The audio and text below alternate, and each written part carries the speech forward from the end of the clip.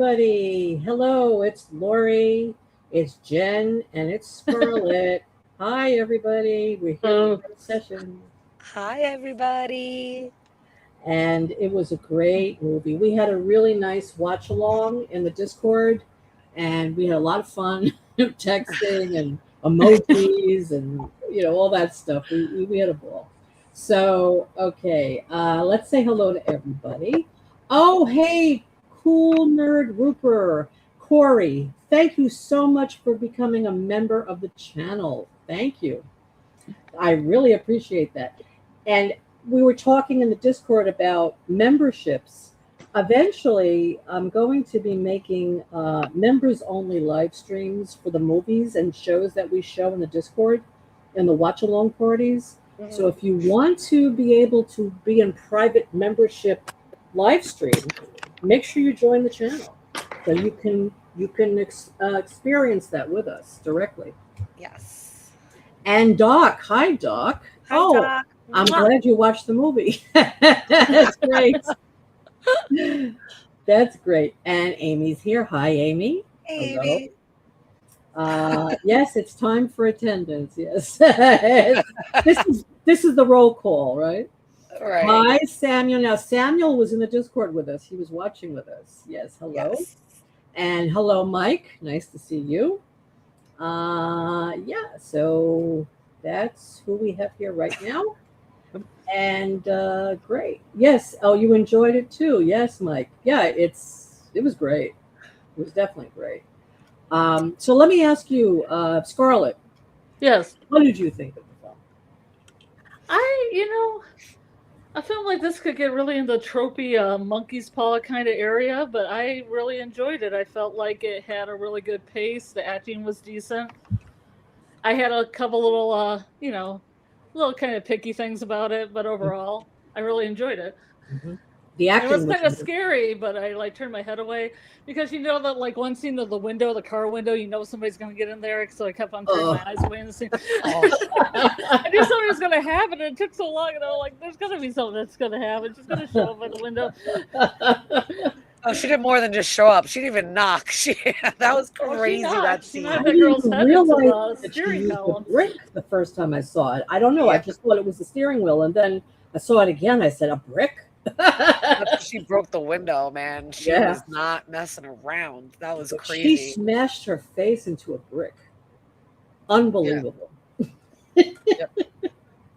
So yeah, that scene was pretty. And then the other scene when she dragged her naked body in the apartment, that was bizarre also, which we'll get to that. And Amy says, "I need a Wish Willow lottery money." Yeah, well, Ian won $1 billion, right? He wished for $1 billion and he got it. Yeah. He didn't even have, he died before he can even spend $1 of it, though. You know what you know what I thought was going to happen with that because there is a mythological story with somebody um, wished for infinite wealth, and it was a bunch of coins that it kept landing on, and eventually it drowned him. So I thought that's what was going to happen to Ethan. He was going to get drowned in a bunch of money. Mm, yeah, Right. yeah. Well, it could have happened, right? Yeah. Yeah, like when the money was just pouring down from the ceiling and they're just like looking at each other when he first wishes for it. I was Yeah. waiting for them to look down for like the camera to like kind of go down and just see like this stack of money like getting like from like the covering their feet then going up like to the knee, but we didn't get that. But yeah, I was Yeah. thinking the same thing. I'm like that whole house is about to fill up with nothing but cash. Oh Probably yeah. not in the budget. And still, I mean, I think after he saw that, wouldn't he be like, "You should probably stay away from Nikki at this point." Hey, the great pretender. Nice to see you. Welcome. I probably wasn't going to watch this one. Glad I did. Oh, I'm glad you did too. Yeah, the movie is very hyped because Yeah. everyone's talking about it. So usually when something is that hyped, you say, well, maybe it's really not that good. But it really is good. so, so Jen, let me ask you, how did you feel about it? I really liked the movie. I liked the stance that it took. Because it kind of, you didn't really need to see like and hear from her perspective to understand her perspective on the whole thing. I think the movie did a really good job of expressing like how he kind of just stole her autonomy and stole everything away from her because he was selfish. Yeah. And as simple and as cute as it is that, like, oh, I have a crush on somebody and I really just like somebody, and as innocent as that concept can be, the way that the movie was able to twist it and make it such a dark turn, like a simple crush, and like, you're scared to like work up the nerve to speak to somebody, can go so sideways, and how you can misinterpret like signals in your own close friend group when people start to catch feelings, and it feels like all four of them in their little friend group had feelings for each other, but in the wrong, in the weirdest connection possible. And it's like the way our society is always wanting instant gratification. No one had any patience. No one could just wait. He just wants to make the wish. He needed everything to happen right now, and da da da da. And that's kind of why everything kind of snowballed the way it was. Like, so I kind of liked it. I thought it was very relatable to nowadays, and to 2026, and the way like young love is, and things kind of go so fast, and it can seem like it's the end of the world, even though they're so young, they don't really realize that yet. So I really liked the dark twist that it took. Yeah, I mean, I really wanted to see like the after, like what does she do now? Like getting there's three dead bodies in the house. All her friends are dead, and all she's friends probably are going dead. She's going to prison. Yeah, that's what I said. Gonna come and say you killed these people, and like, what's she gonna say? What's her defense? I'm gonna call the number on the back of the box. That's gonna be call the number on the back of the box. Maybe they can help her. And the only time that anybody saw her was at that party when she was smashing that thing against her face and pushing the other girl out of the way during the kissing thing. Yeah, she looked like no matter what, anybody that asks is gonna make it look like she was a psycho that did all of this, because he just slapped her so quietly. That's right. Like her life is completely ruined no matter what. I know. And it's interesting because at the end when she was screaming, I would have liked it if her scream was different, because it still sounded like possessed Nikki the way she was screaming. And I would have liked it if her scream was just a little bit different, so that you really knew you really said, "Oh my God, this really is Nikki." Yeah. Right. But I mean, that's the only thing that I thought they could have changed.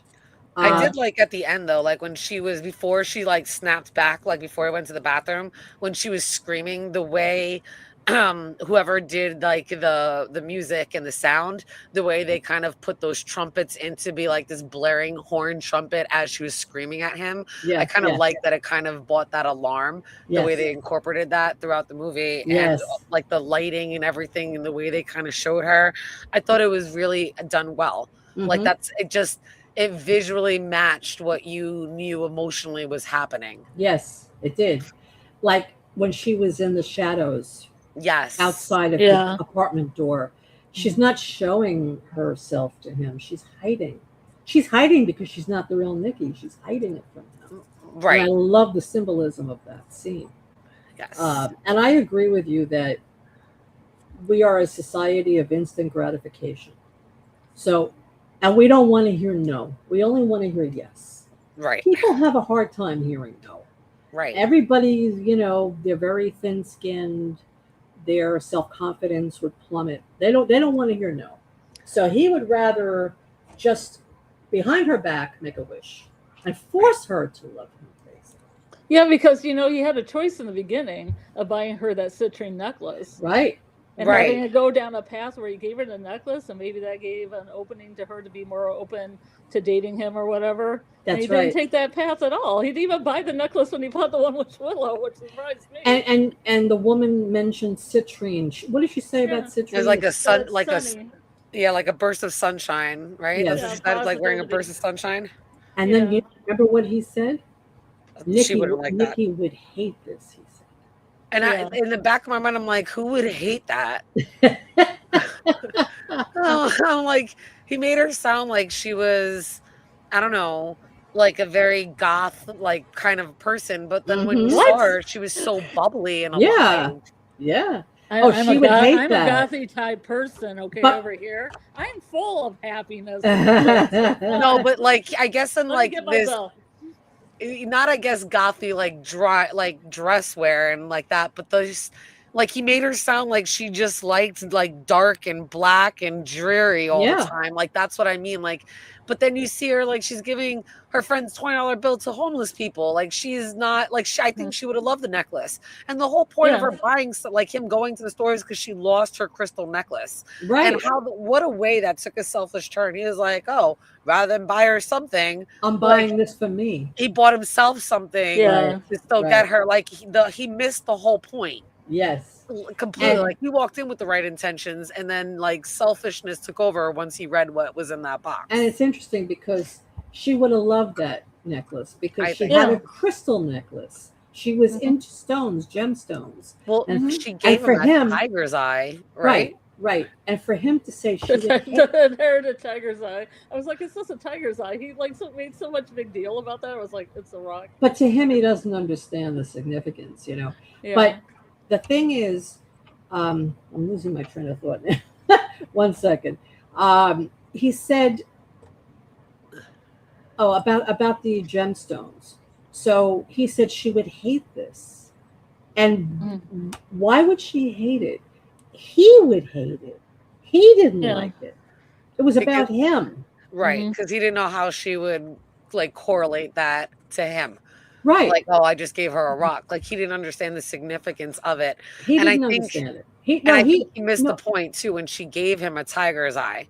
Like, she might not have known anything about the gem, but, like, that should have hit home that she obviously understood those types of stones and rocks and mineral, like, why... Well, a tiger's eye actually means insight, of which he had none. That's right. No insight. The fact that she gave the homeless person $20, you know, and he was like, oh, isn't that nice? He was smiling. He doesn't know her. He didn't know she didn't speak to her father. He doesn't know her. Right. He fell in love with his own vision of who Nikki is. He did not know her. He didn't know that she would like the citrine necklace. He didn't know that she was a giving person. He didn't know her. So that was the whole point of it. She would hate this is him saying, I think she would hate this because I would hate it. So that's well, it's not even the stone, it's a gesture of it to replace the one she lost. Right. And I agree with Amy. He was a complete coward. Like, he had no balls to ask her out at all. And I understand, like, you might be scared, a little embarrassed. They're not in high school anymore. Like, get over yourself and show some balls. Yeah, like, he's like 25, right? Yeah. 25. Yeah. And he acts very immature for 25. Extremely immature. And he's not able to verbalize himself at all. So that's his issue. She asked him, do you like me? She gave him the out to say yes or no. And he's like, well, I like you as a friend. Yeah, he lied his ass off. And she, like, I guess, like, the first red flag that she had, which is why she asked him, he's like, oh, you know, I have something for you. And she's like, oh, this is making me nervous because, and I know, like, the rest of the context is, it's making me nervous because if you like me, I'm going to have to put you down because I don't like you like that. And if you're going to give me something, you're going to make this whole situation awkward and you're going to make me tell you something that's going to hurt your feelings. And yeah. And but then she did finally ask him. Yeah, she tried. I don't know why he lied. That's what made it so much. That's what I think made the whole situation worse for me, in my opinion. Like, the whole thing that he did, like, you lied. She gave you an opportunity and you still lied. So what do you think she would have said to him if he said, I like you? What would I think she would have told her, I think she with Ian. Yeah. I'm screwing your friends. I'm with Ian. Yeah, but they were just like on and off. They were just hooking up. They weren't like serious, you know. But even she tried to tell him, she's like, oh, you know, Sarah likes you kind of. Yeah. And he didn't want to hear it. That whole group of people, man, they're all just. Yeah. It's like a TV show Friends. Yes. All sleep on each other. Amy, I put it in the chat in the Discord. Did you see it? I'll send it again. The link? Yeah. No, I just think that he, what was I going to say? I've got to go play fancy like you do, Larry. It's a little late. I fell asleep before this live. Oh. But you know, see, everybody had their own motives too. Like Ian, he probably had a motive because maybe he wanted more with Nikki than what they had. You know, all these people. Like Sarah had motives. They all have motives. I mean, I don't think I could possibly be in a relationship with somebody if I knew they screwed one of my friends. I don't know. Right. I mean, you got there's a whole, you know, there's a lot of fish in the sea. You don't have to all hang out with the same fish and you know, sleep with the same fish.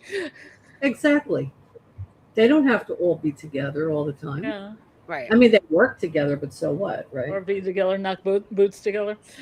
Exactly. Exactly. And I agree with Samuel. I think Nikki would have let him down gently and would have made sure she let him know that we're just friends. Like, I see you like a brother. And I think she would have tried to hook him up with Sarah.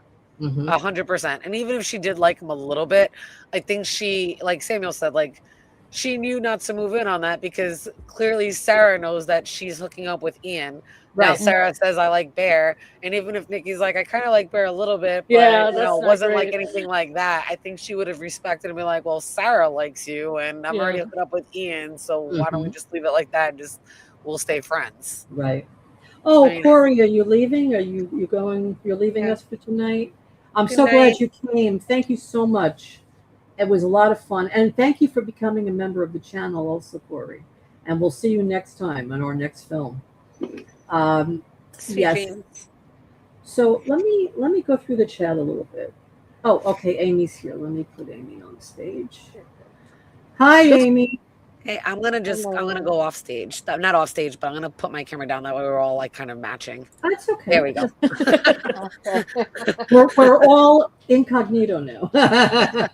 Speaking of incognito, where is he? Here? Yeah, incognito here. I don't think he's here tonight. No. I think it's too early for him because he's in France because of the time. Right. He hasn't woken up yet. Give him another hour or two. Yeah. Usually like 11 or 12. Now, Doc says, please like the stream. Yes, everybody, please like the stream. And if you're not subscribed to the channel, please subscribe to the channel.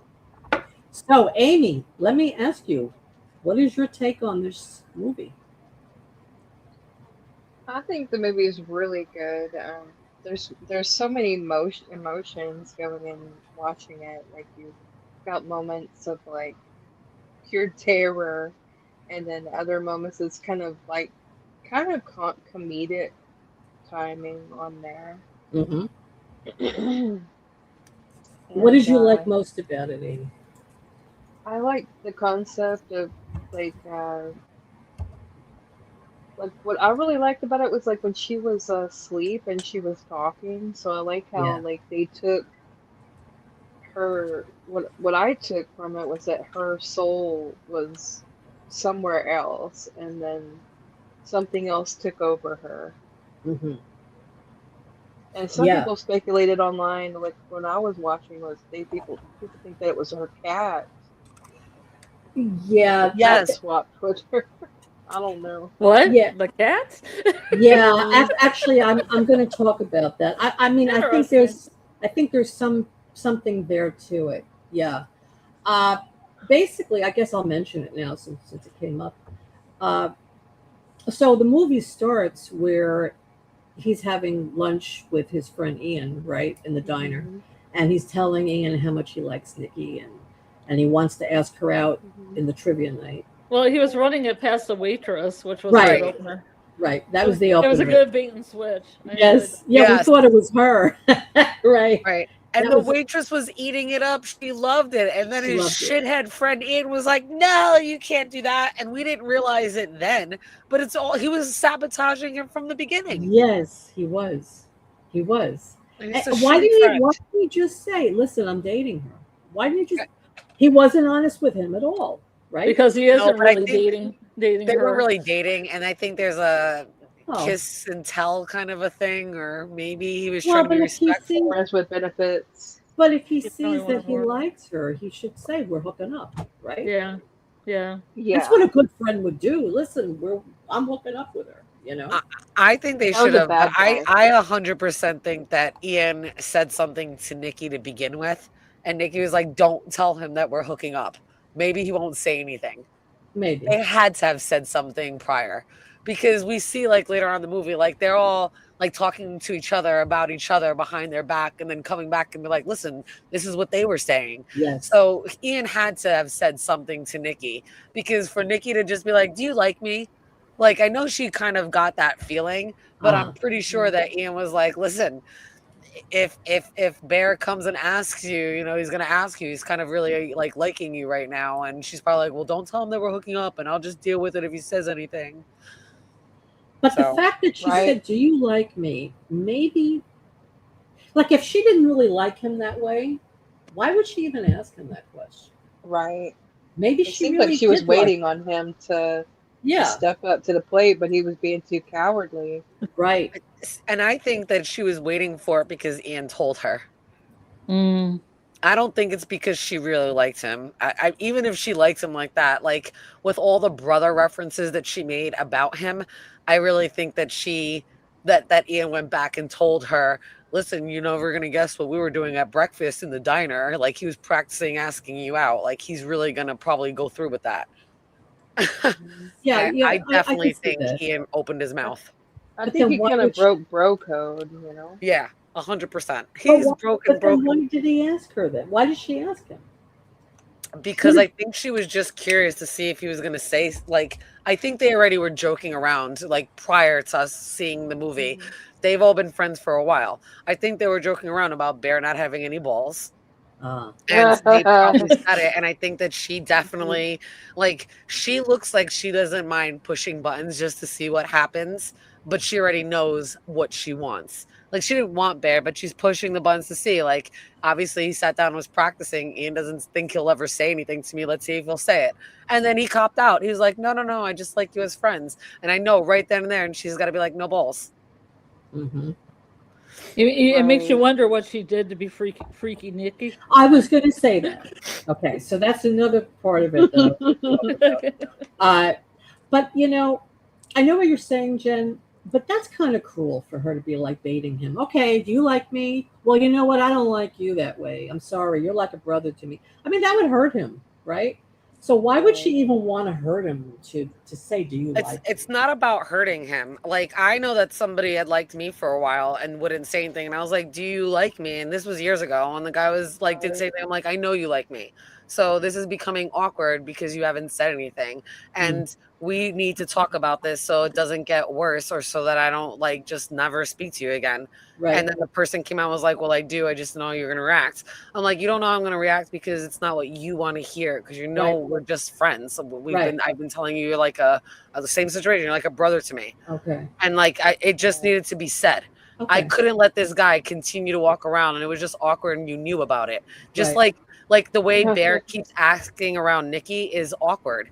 Like, before this all happened, and like everybody knows that he likes you, he won't say it. You're doing other things. It's going to get awkward. So I know I've confronted him. Like, is there something that you need to tell me? Are you kind of liking me? Because, you know, I don't really feel that way. Maybe we should like say something, because I'm about to go on a date with another guy, and I'm not trying to have no issues with you later because there's nothing between us. Mm-hmm. Right. Okay. I think it's rather an unattractive quality when a guy can't step up and be like, it's really unattractive, and it makes you feel really awkward. And then they keep staring at you like they want to talk. Yeah. I think he was very immature emotionally. I mean, for his age especially. What I want to know is, like, where did he move from that he had to live with his grandmother, his Nana, who died? Right. Because he clearly doesn't have parents that are around. Or at least it's not mentioned. It's assumed that something happened, that he had to move to be with his Nana and live with her. Well, she even said, Nikki, she said, this is bigger than your other place. So she had been to his other apartment. Right. Who knows? We don't know. They didn't explain it. But all we know is he did take over his grandmother's place. But they all work at a record store. I mean, how much money could they be making, right? But it's Sarah's father's record store, right? Right. And it's a record store. And he had a gun in his safe, and that's how they got the gun. Remember? Yes.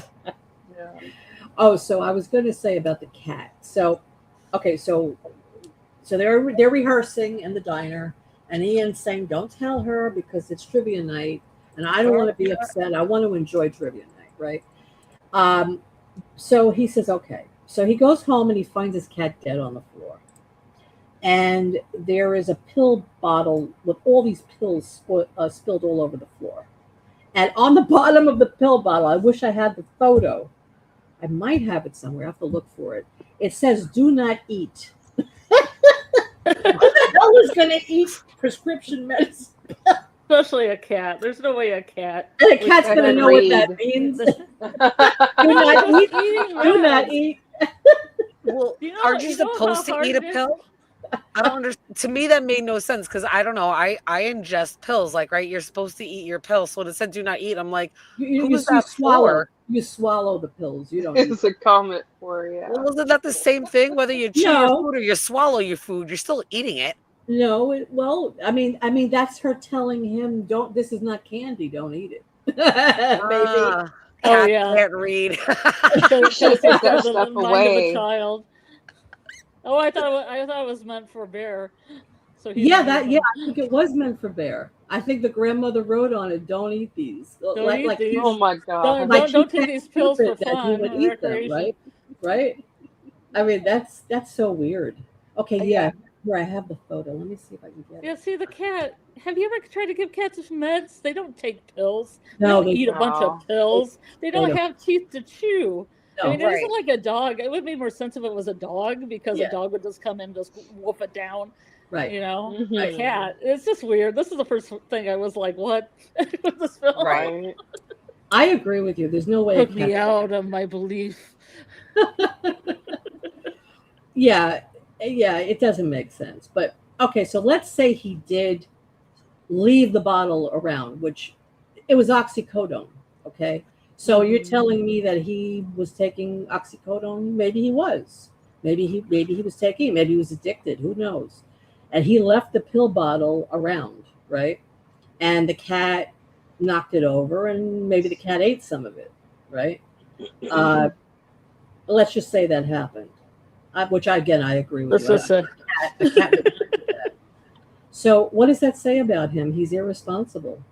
How do you leave that around for your cat to eat it? Right? Mm-hmm. He's just irresponsible.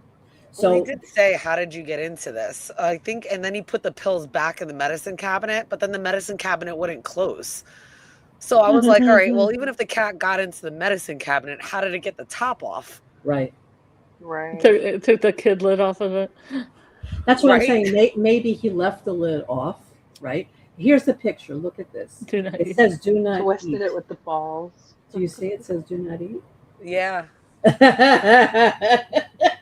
Do not eat. I mean, that's wild. That is wild. Yeah. Okay. So anyway. But those type of pills, there's no way a cat would eat those. No. Right. No, a cat's not even a dog. A cat is. Yeah, a dog would be like blah blah blah blah. Yeah. No. Looking it up. No, they wouldn't eat that. No way. I like what Samuel says. The cat offed itself. The cat knew what was coming. She's like, "No, I'm out of here." Bear is probably as bad of a pet owner as he is a boyfriend. Yeah. Yeah. And did he get the cat from his grandmother? That's a really good question. I bet it was his grandmother's cat. Yeah, I think so too. Yeah. His name was Sandy. Yes. Yeah. Yes. Sandy sounds like a very grandmotherly name for a cat. Michael, I like that. I like that. I think you're right. I think it was the grandmother's cat. And that also would make a lot of sense. So he couldn't keep the cat alive, right? He was irresponsible. So then he meets them for trivia night, and basically. Oh, you know what? One thing I did like about the scene with Ian, that he said he gets a hard on for trivia. So do I. Yeah. Anytime there's trivia, I wake up and I'm like, "This trivia day." Yeah, but it's not just that. I think he just didn't want Bear to ask her out, so he was just making up things, right? But anyway, he was a jerk. That guy Ian, real jerk. He's a jerk. Yeah, he was. Get it? So they're in the bar. And he's with Nikki at the bar, and he wants to tell her how he feels, but he doesn't. And then he tells Sarah that his cat died, and she gave him a big hug. And you could see like Sarah, is very open with him, and he also was able to hug her too, which was interesting. Mm-hmm. So he does respond to her, Right. but he likes Nikki. Anyway, he drives Nikki home. Oh, what did Samuel say? Bear probably ate her meds once, and Grandma wrote it so he'd remember not to eat it. That's what I think. That's what I think. I think that's probably what happened. Because why would somebody write that? He just wants to take a whole bunch of her meds to see what will happen. Don't eat these. So yeah, so let's show some of the slides, Jen, while we're talking. So I do have them in order from the show. So Okay. I did not take a picture of the cat because I didn't take a picture of every single thing. Right. But I thought what was very interesting was the way the shop looked and the original shopkeeper. And what I really kind of caught on was two things in the scene was the mirror and how cloudy everything looked in the mirror here. Yeah. But at the end, when we're in the shop scene, it is much more clear.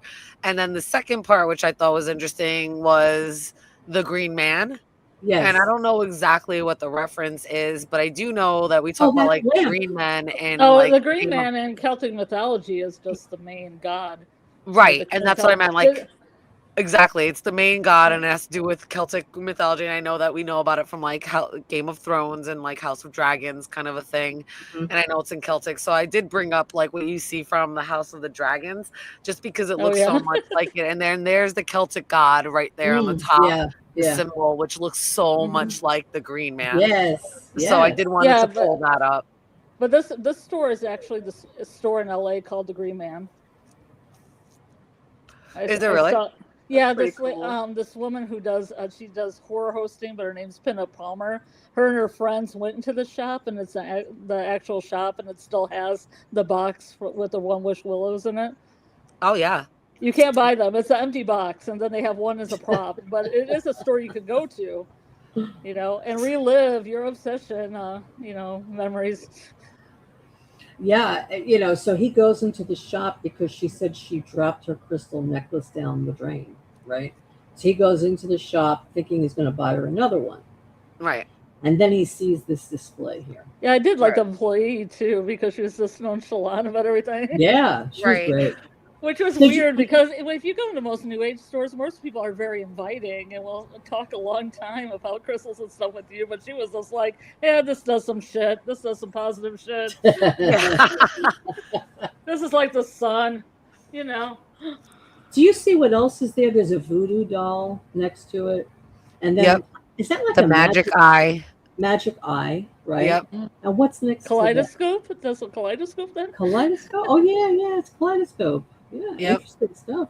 And what about the other shelf? I can't read what that says. Tiny tropas. Tiny tropas, and then this says stick and stacks. Okay. There's a voodoo doll there. Yeah, they look like toys. They do. Toys. Yeah. Well, they said when he looks it up, it's a vintage toy. So this looks like the vintage toy section. It does. Yeah. Yeah. Vintage haunted toys. Dolls. Yeah, and there it is. The Amaze Your Friends One Wish Willow, only $6.99. Get yours today. They're selling like crazy right now on like eBay and Amazon right now, like One Wish Willow because of this movie. People are making their own. Thing? Are they making their own? Yeah, no, it looks just like that, exactly like that. Yeah, I wonder if you could props actually from use the it. film. They're not merchandise. It's just people making them, like the talismans from. Yes. Okay. Yeah. That's a missed opportunity. Side of it. It is. It is a missed opportunity. Well, I don't think they thought this movie was going to be as big as it is. Yeah. Right. So he decides he's going to get one of those wish willows. Yep. So he gets it, and then they go to the bar afterwards. Mm-hmm. All right, and you could just see, like, even look at the dynamic at the way they're sitting in the bar and they're all talking. It looks like he's more isolated. I know he's like staring at her, but he doesn't look like the way they cut the scene or the way they filmed this scene. It makes it look like he's definitely a little bit apart from the rest of the three that look a little bit more closer. Yes. So, and they're just like hanging out and they're all talking and they're having a great time. And he kind of is totally like kind of left out because he's just staring at her. I think he just wants to stare at her. I don't think he wants to be a part of it at that moment. He's Right. observing her. Yeah. So, and then you see these two talking, and he's like, "Oh, did you ask her?" He's like, "I didn't get a chance to ask her yet." And again, you don't know yet at this point that her and Ian that Nikki and Ian have been hooking up. But the way like Ian just like antagonizing it, I didn't like that part about him at all. Once I found that out, because I'm like, you're like, what are you doing? Yeah. I'm like, what are you doing? Yes. You can't fuel this and then be jealous at the same time. Like, Right. how old are you? You're not 12. You're not in high school. I agree with what Doc said in the chat. It's very high schoolish, like the way they're acting. I'm like, 'cause at this point, you're like 20 something years old. Right. Like, what are you doing? I was so mad. He's still in high school. Yeah. Right. He's the worst wingman ever. Yes, the worst wingman ever. Yes. He's another one that can't talk about his feelings, and he's lying and he's hiding. He's doing the same thing. Yeah, and at this point, he's like busting his chops for kind of like busting his balls for like not being able to say, why you haven't said anything yet, and kind of a thing. And I was just like, why are you instigating something you're clearly jealous about? So I did not like that part. No. And then they're kind of like all doing shots, and they want to get out of there and they want to go to another bar. And it's Nikki that's like, no, I don't really want to go anywhere. I have, stuff I got to do. And you don't know yet that she's really talking about or thinking about like doing next steps with her life. Like it's her and Sarah, right? Sarah's applying to schools. Nikki wants to be a writer. She wants to do something more with herself. And she kind of is like trying to give up this whole party life. And you can almost see, like, even though she's like loud and outgoing, she doesn't want to be like a party girl anymore. Right. Because they're all 25. Right. They got their lives going. Right. They're too old to be in the bar. And then I really like this part because everybody else walks away and Sarah's like, your cat died. Oh my God, I'm so sorry. And like, he was really hurt. Everybody knows his cat dies. No one batted an eye. No. Like Sarah comes up, she kind of gives him a hug. She knows that it might be something that's really rough. She asks about his grandmother. I'm like, see, that's a keeper right there because she cares about what's really going on in your life. That's the one that you got murked out because you're too stupid to wait. Right. Right. No, I don't have feelings for her. Yeah, right. I have feelings for Crazy. I guess that's another thing of like young dumb love, right? You want like Crazy, you don't think about stability, you think about wild, fun, and free. Not like stable. The thrill, the roller coaster of it. That's right, the roller coaster romance. That's right. Yeah. Seeing fireworks. Right. So like even here, I guess this is when like she wants to go home. And they're trying to convince her to go to the next bar. And I guess this is the part where Bear's like, I'll take you home. Look at the way Ian looks at her. I looks at him like you don't realize, but he's looking at me, he's like, dude, what are you doing? Yeah. Why are you trying to take her home now? Even the way he looks, and she's completely oblivious. This is the part where she asked for the $20, and I didn't take the picture, but she asked for the $20 to give it to the homeless guy, and Sarah gives her $20. But just seeing that aspect of her, like walking over and like having that energy, and like she doesn't want $20 to keep drinking and partying like the rest of them. She wants to give it to a homeless guy. She squats down and like talks to him. And even Sarah like makes like a snide remark. She's like, great, I just bought that guy heroin for the whole week. All right. Not that I know anything about that, but heroin's an expensive drug. I at least know that. Most drugs are expensive. If you think $20 is buying this guy heroin for the week, I don't think so. No. I'm just saying that's not that. Like she's money. Buying him like, that's not enough to get her. Like she's buying, like she's gonna give that to the guy so he can get something decent. Like she still has faith and hope in humanity. Right. And like even Sarah at that point is like ready to like brush it off. All Ian can think about is getting her to the next bar because if he gets her drunk enough, but don't forget, she took Sarah's money and gave it to her. That was not her money. No. Yeah. Yeah. Mm-hmm. Right. That's it's very easy to be generous with somebody else's money. I see how quickly my kids spend my money, but they won't spend any of their own birthday money. That's for damn sure. So I get that. Oh, look how nice Nikki is. Yeah, she took the money from Sarah. Yeah. But But she did look in her purse for her own money. She just didn't It have doesn't any matter. cash. It doesn't matter. Anybody have money, and then she goes and gives it to this homeless guy. I mean, come on.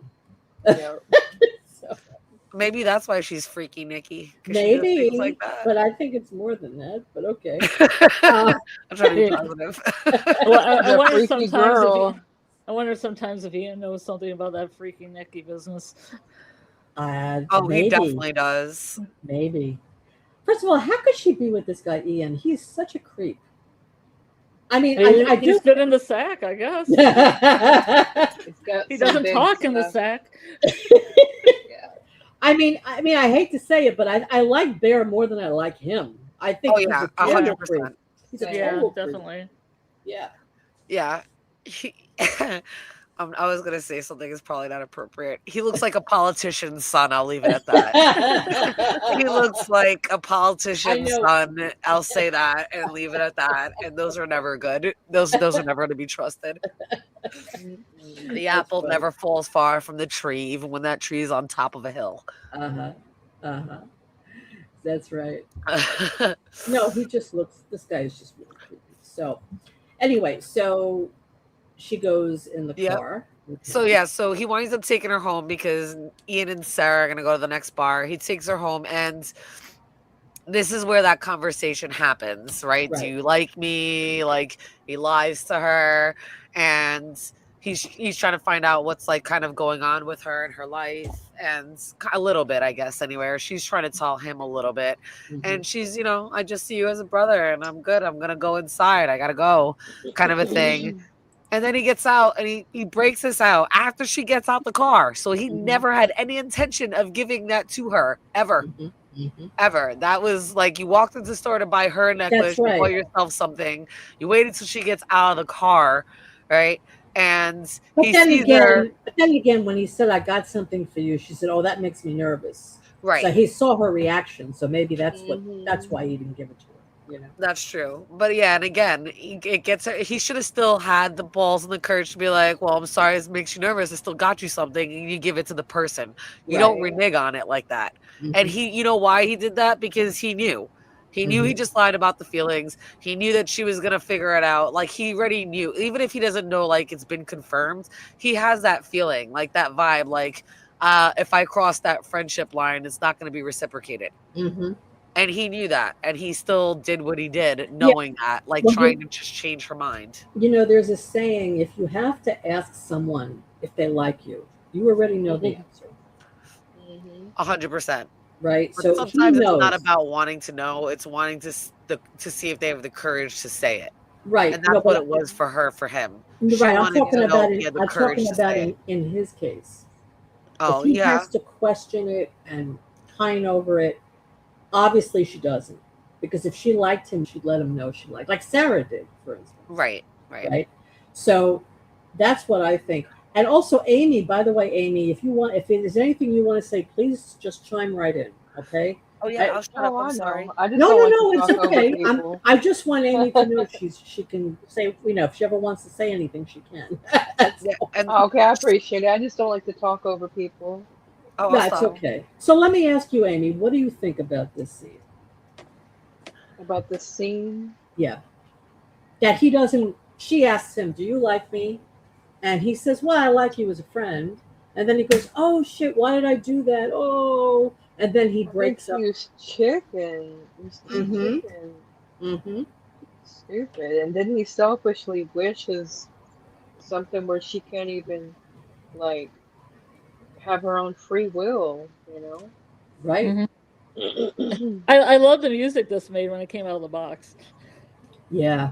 That actually surprised me because I didn't see that in the trailer or anything. I was like, wow, that's cool. A little bit of presentation before the demon comes.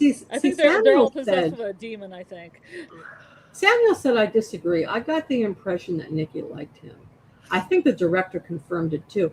It's interesting you say that, Samuel, because I heard when they shot it from different points of view. They shot it where she liked him, and they shot it where she didn't like him. And they just took pieces of each and put them together to confuse the audience, to give us mixed messages. it's mixed messages, which is what happens in real life in some relationships, right? Yep. There are mixed messages. So she may have liked him on some level. She did say to him in the car, you're the only one I can really talk to about these things. I mean, and she really cared about him. Sometimes friends can become lovers. It's possible. She might have eventually got to like him, but he couldn't wait. And he didn't have the guts to ask her. Right. That's what I said before. He He could have didn't got give her her the the necklace. chance. Instead, he bought this for himself. That's right. Yeah, because even didn't give it if back. he gave that to her, what was he hoping that she was gonna wish for using it? Mhm. I wish Right. you'd go Right. away, Bear. Go away forever. Never come back. Unless she was into him, then it'd be like, I hope you don't find out about Ian. Snap. And Mike says something given for free is not always appreciated. Yes, that's true. Like with the homeless person, or giving or taking something that's for free. Yeah. That's true. Yes. So it's a demon in a rod. I like that, Scarlett. A demon in each rod should have been the Yeah. tagline. Brings the wish. Okay, so It's go like ahead, Fey Jen. I think magic it's a lot almost, like right? rendezvous. I feel like a lot of this is Frumish. Like it's a little bit like a rendezvous. You think so? Yeah. Yeah, I was just thinking the same thing. It's like Fey magic, right? You have to be very careful and specific of what you wish for, because it's always Yeah. gonna have that trickster mentality. And I think, didn't you mention that earlier, Scarlett? Like it's like the monkey paw Monkey kind paw. of Oh a yeah, trope. it's like the monkey's paw. Like the Wishmaster. Yeah. Yeah, because he even gets a little couple wishes later, and it is like the monkey's paw that has fingers on it, and then you wish for one thing and it curls down. And Right. then they always wish for the wrong things, and then they have they have the last one up, and they're like, I wish I had more wishes, but or something, or I wish I had, and it's like Right. they're all gone. Or Right. like, oh, I wish I had a pen to write down my wishes with. Oh, whoops. Samuel, if you'd like to come up on the panel, you're more than Oh, yeah. welcome. Let me Yeah. know if you'd like to. I'll send you the link. Okay? Because I know you It really reminded like me the of movie. It reminded me of the Wishmaster, maybe, like where there was Yes. like Yeah. a cost to like what you wish. Mm-hmm. Yeah. So I always maybe like if the he one worded that it differently, he could have gotten some different outcomes. yeah. There was one that was like the fifth or sixth one where it's kind of like a rom-com with the Wishmaster. It's definitely recommended by me. It's really weird. Yeah, Is it a Doc movie? says reminded him of both Wishmaster and Monkey's Paw. Both. Yeah. Oh Mhm. yeah. Yeah, the Wishmaster tries to go on a date with this girl. It's weird. It's sometimes they take spec scripts, they just write a movie, further down the line on sequels. I think that's what happened here, but it's great. Right. Why Right. why didn't he campy. just wish that she found him attractive? I mean, I don't know. Why didn't you just get the necklace? It was just Right? weird. I wish she loved me more than anybody else in this world, I think was his exact wish, more than anybody else in the world. And I was like, More I than don't know. herself. Yeah, That's exactly. I was like, obsessive. it's just awkward. If you want to date somebody, I would be like, my wish would be like, I wish that Nikki and I would fall in love and be happily Right. ever after. Like Right. that would be a Right? better wish. But Right. it's like it's his wish is just so vain and selfish to begin with. It's not Mhm. even just Yes. like I wanted to fall in love with me. I wish she loved me more than anybody else in the world. Like That's really, right. dude? Like Mhm. how fucking That's conceited can obsessive. you be? That's really narcissistic and very selfish, right? Yes. Yeah, Mhm. it's also very high school. We've also been saying this stuff Yes. about it. Right. It's very Yes. Mhm. not Very very It's immature. not mature. real love. Yeah. No. Yep. I get the impression he probably never really had a relationship. I you know? agree. And I think, and this is where I'm getting to the cat situation. I think the closest he ever got to anything loving him was that cat. Yeah. Because the cat will love you more than anything. A dog will love you more What? than anything. Like A their dog parent. might. Yeah. No, a a dog might. cat. A cat might not. Well, let me tell Have you you owned many something. cats? I've owned plenty cats in my life, but I know there are some cats that are skittish and they're not friendly. But most Mhm. cats who love their owners wait on you for everything. The You know, thoughtful they're at ones. the door waiting for you when you come home. They're always Right. there, and they need a lot of attention. Cats, and when Oh a yeah. cat likes you, they don't leave your side. I mean, that's been my experience. My cats have been Mhm. they want me to pet them every minute, and I just cannot do that. But that's what Mine's they want. clingy. Mine will climb on my chest Yeah, and it yeah. hurts my Yeah. back. Yeah, Clingy. our Chucksy climbs up on my boyfriend's chest and just lies there, looking in his face, wanting Cats pets all are the time. cats are very clingy. Okay, so and a cat doesn't go outside like a dog, right? So a person's home is the cat's life, and the owner is their life. So she acts like a Mhm. cat once she changes. And I Yeah. think because that's what he wished for, someone who will love me more than anyone in the world. And that would be an animal Yeah, because like a pet. animals have Mhm. unconditional love. Yeah. Yeah, but animals also have a sense of their own ego too. But Well, when he says it Is that this why she way, peed on the she floor? she doesn't yes, even care about yes. herself. She was angry that he left, so she peed and pooped on the floor, like the way an Yeah. animal would. That's Yep. right. Yep. Yeah. How many times have you heard about people going on vacation? They're packing their suitcase, and the cat poops in their suitcase. I've heard of Oh it. It hasn't no. happened to Gross. me, thank God. But I've Oh Gross. my no, but God. I've heard of it happening. Yeah, That'd be Ugh. awful. I Those wouldn't poor little stand for cats. that. But I'm just saying, it reminds me of that. She didn't want him to leave. She duct taped the door, saying, "Stay That with that me." that duct tape door thing was crazy. That's Yeah, That was a one of door my is favorite Wild. parts crazy. of the whole thing. yeah. Oh, I The got a thing good is, picture of that when we get there. she didn't want him to leave, so she was angry he left. So that's No, what I she mean, did. just all the time she took to put all the duct tape on that door. That's That's crazy. crazy. That's batshit crazy. Yeah, it is. But what I'm trying to say though is I really think that she became a cat's cat Yeah. because that's what he wanted. And that Yeah. scene in the She's bedroom the spirit of the when cat she's invaded watching Nikki. him when she's watching him sleep, when she's walking Yeah. like a cat. Oh You yeah, know? when It was she was creepy. creeping behind him at the very, very end and she walks by that thing was so like just comes out of the corner, like Yeah. pitch black corner, like Yeah. creeps by the window was so creepy, but like a That cat. was Like scary. Yeah. But also when he was in the bed, remember, and she was watching him Yes. sleep, and she Yes. was Yeah. like walking like a cat. Mhm. I'm And not cats watch saying. you sleep too, so she's part Nikki and part Sandy.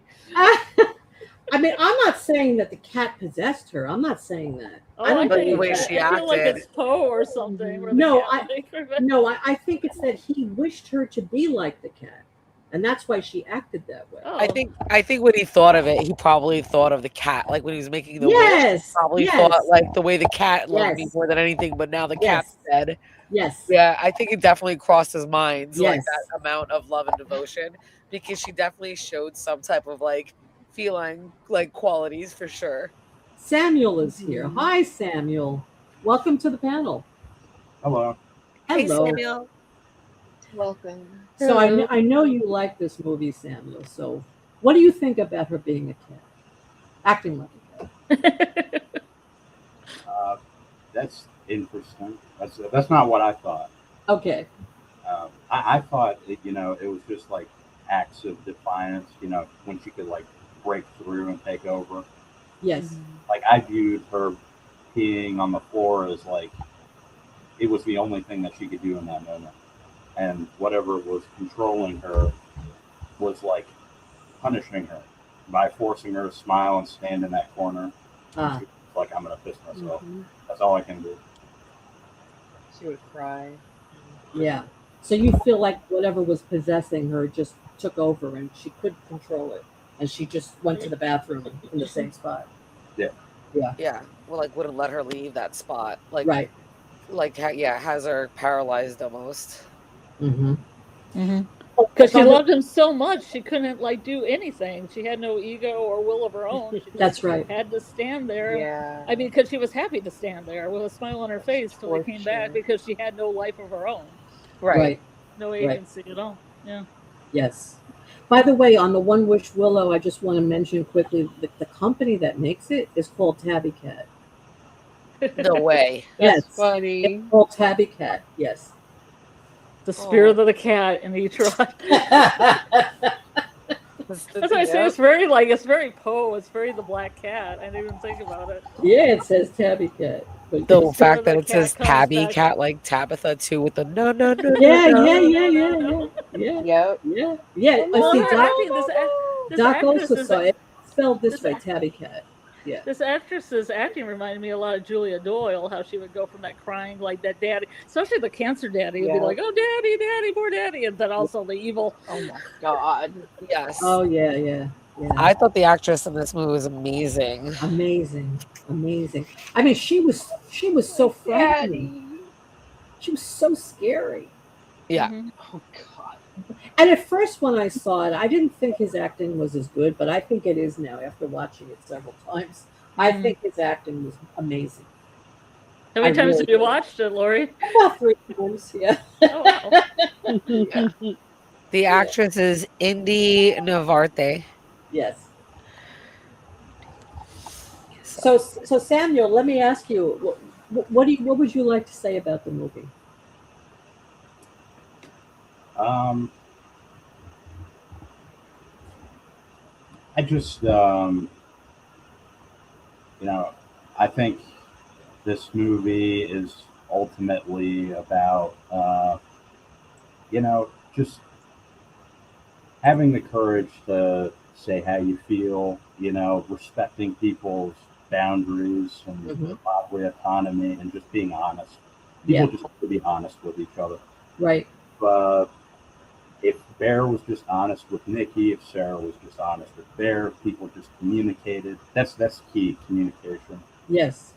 and just basic respect for people, especially people that you consider to be friends. Right. Right. But here, I mean, Ian and well, actually, I don't know if Bear lied to Ian. I think Bear was pretty honest with him, but Ian was lying to Bear, right? He didn't tell him about Nikki, right. which Yeah, I think was I think he was also lying to himself because I think Ian wanted to date Nikki. Right. You don't think he wanted to date Nikki? No, I think he wanted. I think he wanted more than friends with benefits with her. Oh, Yeah, and I think the fact that like he's probably been like messing up and hooking up with her for what they said almost 2 years now, and he Yeah. hadn't like figured out the courage to try to make it more official or formal with her, right? Or probably got shut down. So now here Bear is his friend, like practicing in the diner, trying to work up the courage to like do it the right way. And I think that Ian definitely was sabotaging that because he's like, damn it, why haven't I tried that? Or like, why haven't yes, I made up, worked it up, even though like yeah, I've been with her for, on and off for 2 years. That's not what I really want. Now that I've yes, had that, like, I really want something more. And right. he probably also doesn't have the courage to ask or do anything about it either. And here, Bear at least is trying to do it like the right official way. Mm-hmm. Yeah, I like that. I agree with that. He's jealous that he can't do it himself. Yes. Right. So he has to sabotage Bear. But And maybe that's one of the reasons why Nikki is leaving the job too. Maybe she wants to get away from Ian. I think she wants to get away from all of them. Yep. Like, not maybe like the friendship, but I think she wanted something new. And I think that's what she was trying to get at. Mm-hmm. Mm-hmm. Yeah. Yeah, I think she wanted something new, something different. But she did want to stay in touch with Bear. She wanted to tell him. She wanted him to be there that night. It was going to be their last night going out. Right. So I don't think she wanted to end her friendship with him. But I think she wanted to get away from Ian. That's what I think. Right. And she made a remark, when I like a guy, nobody knows about it. Yep. So you have she to did. wonder what she meant by that. I mean, I think obviously, she liked Sarah him. knew that she was with Ian. Right? But I think that's like the part that you were saying, which is like Samuel, don't get me correct me if I'm wrong, but that would probably obviously confirm like your theory that Nikki liked him. So if Lori, what you're saying is true, that they filmed it from both perspectives and then like really took like a collage of both of them and like Yep. mixed it up to kind of confuse the audience, Yes, then that scene definitely came from the perspective of her liking him for sure. that's right. Yeah. Yep. Yep, I agree. I think she liked him, but with friend groups and relationship dynamics, you have to. It's dangerous. You could like ruin. Yeah. Yeah. If you Yeah. pursue that, I think Well- she might have really accepted the fact, like, if I'm hooking up with the best friend, I probably won't be able to hook up with him. So if I keep him as friends long enough, then maybe it'll be okay later on down the line. But now, Maybe. Once Sarah goes out to school. Yeah. I mean, you remember when she was asking him in the car, well, you know Sarah likes you, right? What do you how do you feel about Sarah? She was asking him like she was teasing him, but at the same time, maybe she was wondering, you know, does he like Sarah? Could he like me? Right? right? It's interesting. I like that the directors did that because they want to confuse us. They want to make it ambiguous. They want to make it double. You're getting double messages because in a lot of relationships that are just not healthy, people send mixed messages all the time. You know, they're like, "I like you, but you know, blah blah blah. Oh, but I There's a miss but. you, but right." Right. So, and this happens in a lot of relationships. This movie also, I see it as a commentary on a codependent relationship. They were codependent on each other. Now, you can say, well, there was a spell and that's why she was with him. And yes, I mean, that's the movie. But I think if you look at it deeper, I think it's a commentary about two people who both are pretty unhealthy, and they get together, and they're the stuff that makes them the way they are. They kind of complement each other, and they feed into each other. So she regressed. She regressed to a child, crying, "Why don't you love me?" and acting like he's leaving her every minute, you know. Right. And Oh my god, that was horrible. yeah, it's a regression. It's like she went back to being a child, like abandoned as a child. Mhm. And Well, I you had- know, when I was watching it the first time, when I was watching, I'll just go really fast. When I was watching it the No, first take your time, time. Take your I time. thought, well, I don't want to interrupt people, It's okay. but I thought that I before the money started falling, I thought this could be a movie that could exist without the One Wish Widow, or maybe that's not a real thing. Mhm. And that Right? would make it really interesting, the whole dynamic between Yes. Nikki and Bear. But then Yes. once the money started falling, that was your obvious, you know, it is magic. Right. You know, because sometimes, like on Yellow Jackets, it's like, is it lore? Is it science? And then it's Yeah. just like, you know, well, this is definitely magic now. Right. Well, you know, again, Oh, yeah. I just think that if you look at it, so somebody, I think it was Corey that said they switched places. Like she became more insecure when she was with him, right? Yes. Before they got together, she was the strong one and he was the weaker one. Then she became the weaker one. He was the stronger one, but she was pulling him down with her. So in a codependent relationship, each person feels that they have to be with that person, think the way that person thinks. If that person is sad, then they have to be sad. They can't be Right. happy if their partner is sad. So you have to mirror each other's emotions. And that's what was happening here. What was making them dysfunctional in themselves, they were sharing that with each other. So she became more regressive, more infantile. He became more, after a while, he started standing up for himself. He's like, you know, this has to stop, Nikki. I can't take this. This is not what I want. I wanted something different. I'm just talking about it from a codependent point of view. Now, Right. as far as him, I mean, I have my view from him. I think he's selfish. I think he's manipulative. I don't think he's like a horrible person. I just think he's an immature guy who did not want to take a chance and tell her he loves her. So instead, he makes a wish behind her back. He takes away her autonomy. In a way, he forces her to be with him. And then when she starts acting crazy, he doesn't take responsibility for it. And he tells Ian, well, I don't know what's wrong with her. All of a sudden, she went so psycho on me. I don't know. You do know. Step up Yep. and be a man and do something about it. But he didn't do that. Yep. So then it just got worse. It was and- even worse. I'm sorry to interrupt you.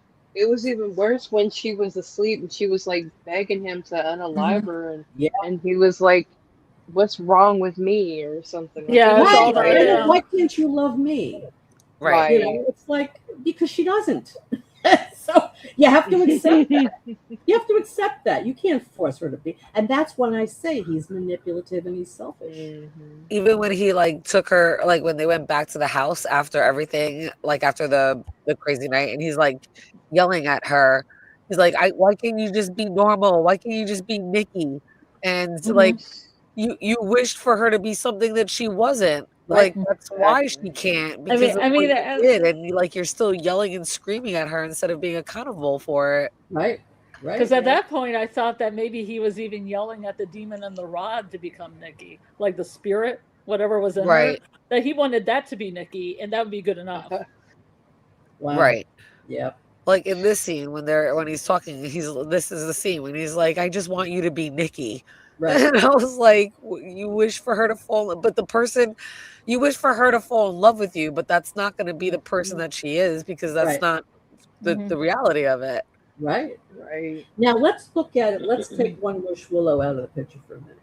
Let's just look at a relationship where the guy likes her and she's like, I don't know if I like this guy. You know, he's a friend. And then they start going out, and then he's like really putting on the charm, treating her so nice, buying her flowers, you know, whatever. And she starts to say, you know, maybe I was wrong about him. Maybe he is a nice guy. And then they get involved. And then the dynamics start, and she starts caring about him. And he starts pulling away. Because now he got her, and he's not so interested anymore. And he's pulling away.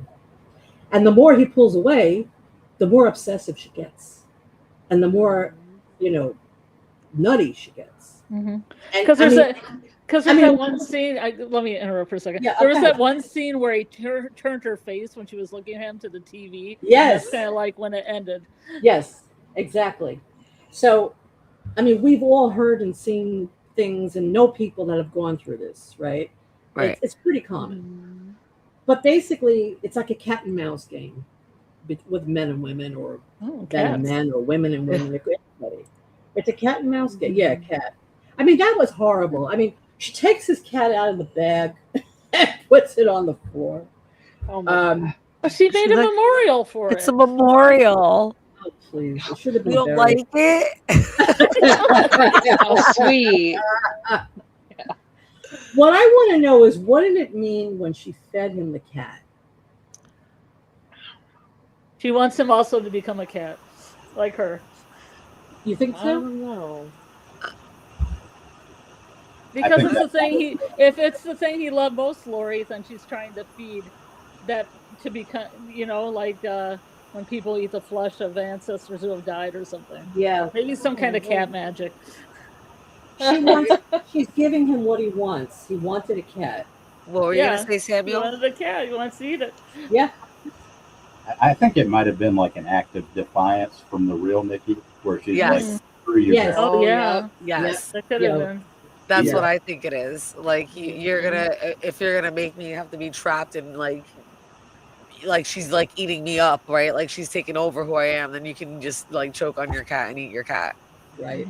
Right. Or she could have done it so extreme that he would go find her help or get her to a hospital or someplace where it would be known that she was possessed by something.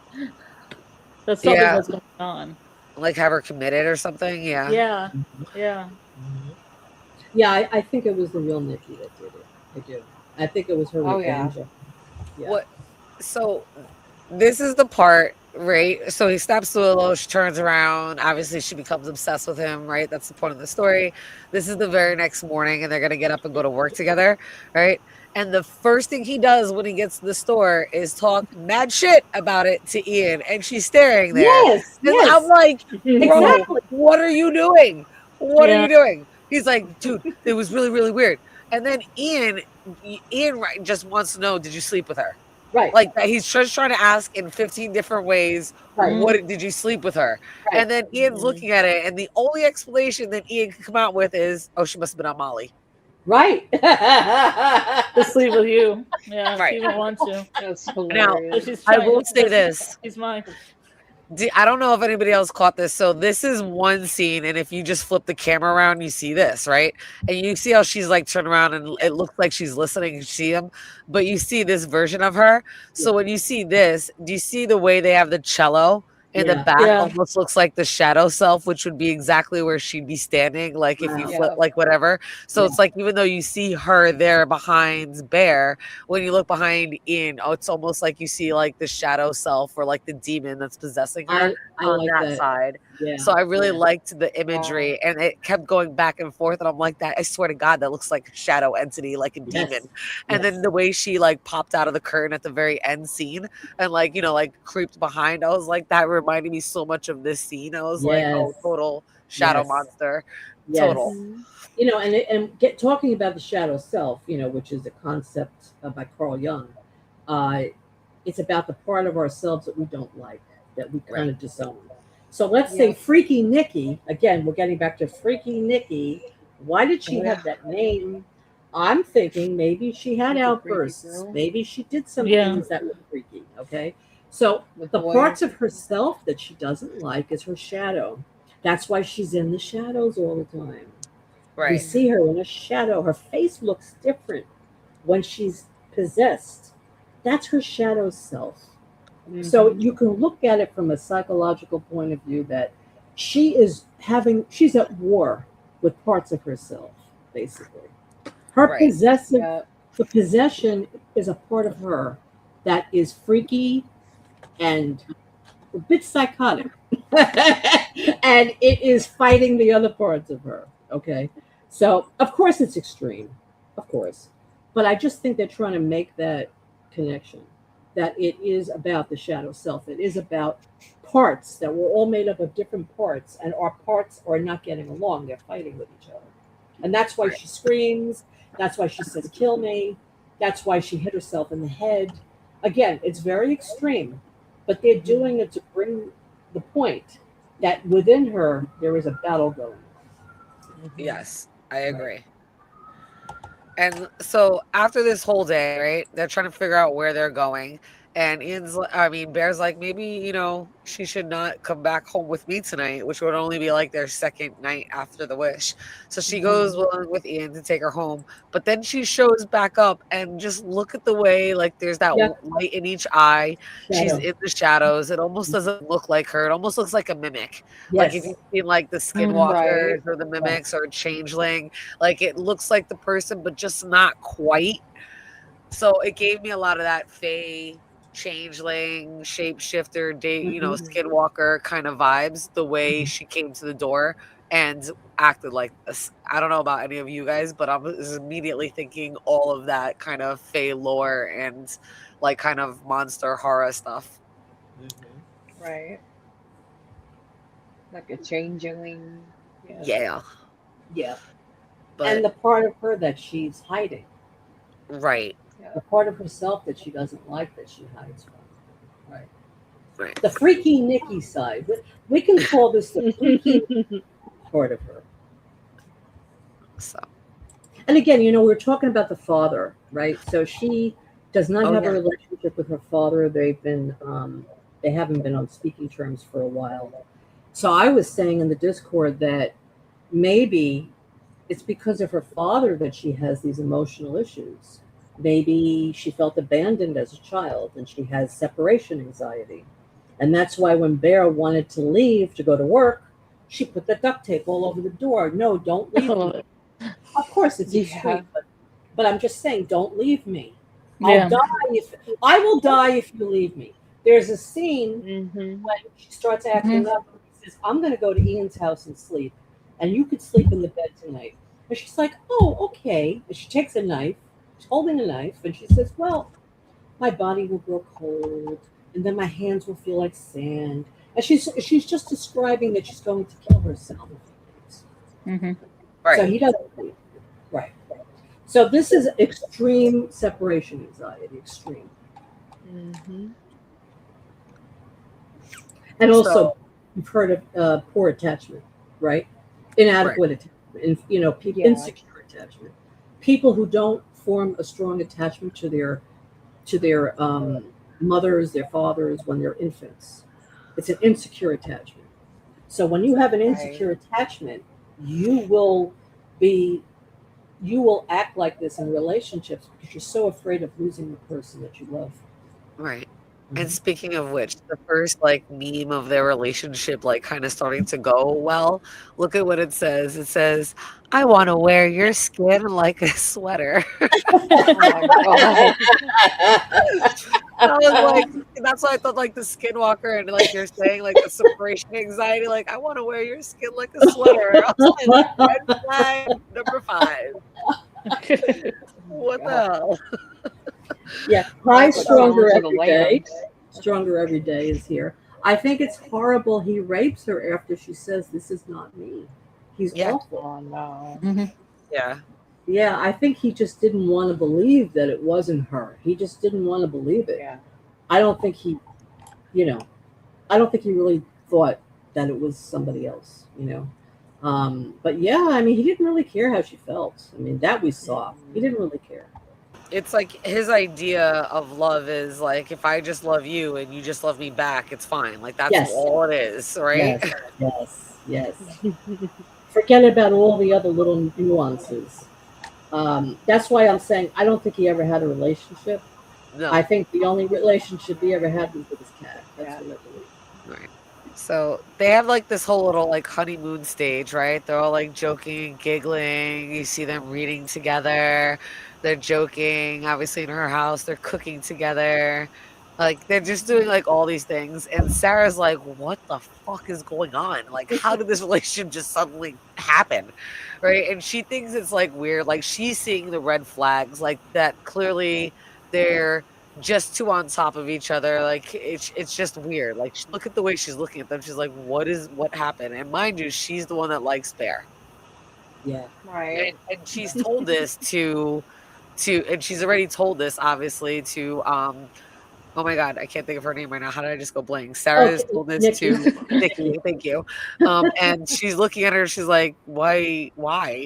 Like, why are you doing this to me?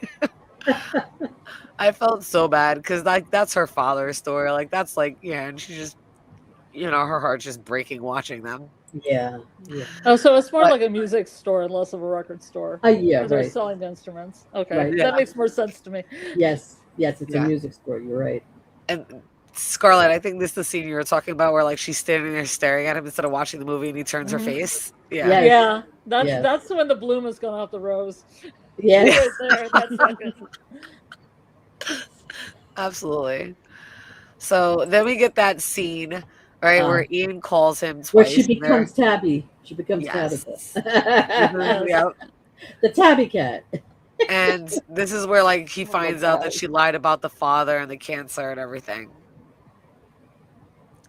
So Ian's like telling him, he's like, I thought this part was crazy too. He's like, bro, I don't care about anything anymore with this girl. I'm looking out for you because I care about you. And there's just something wrong about this whole situation. She's got some type of an ill will plan towards you if she's lying to you about her father.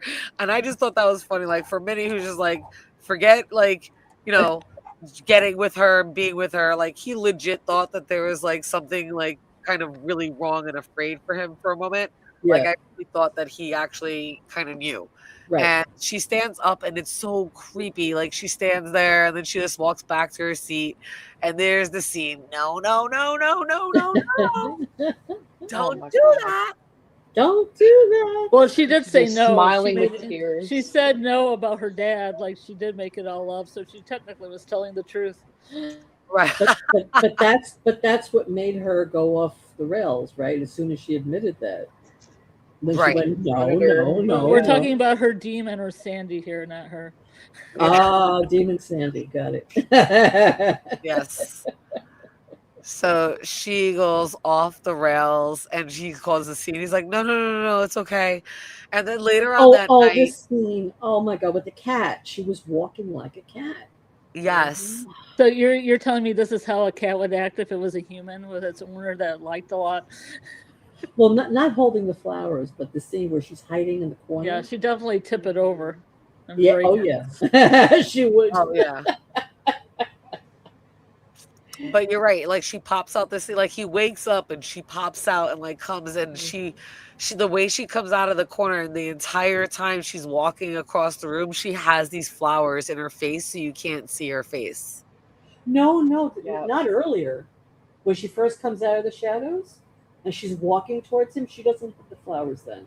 No, I'm talking about the scene that's on the that you see right here. No, I'm talking about the scene just before that, where she creeps out of the corner, and she's walking like a cat.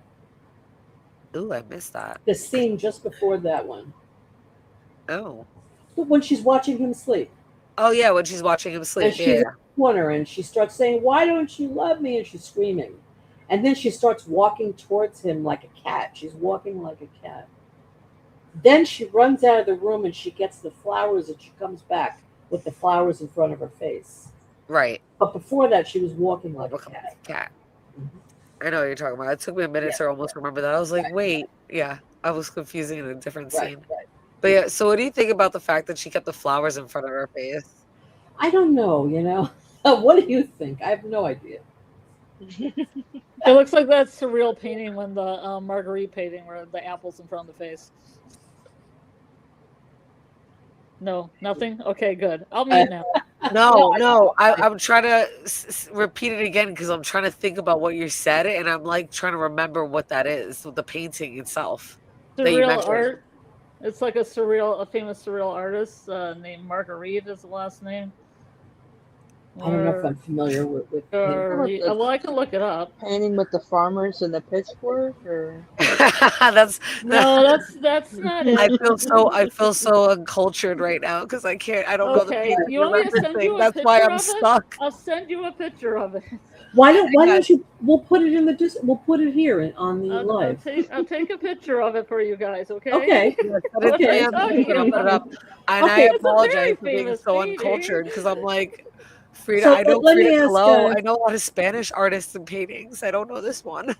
Amy, what is your opinion on the flowers? Let's hear what Amy thinks about the flowers. On the flowers? Yeah.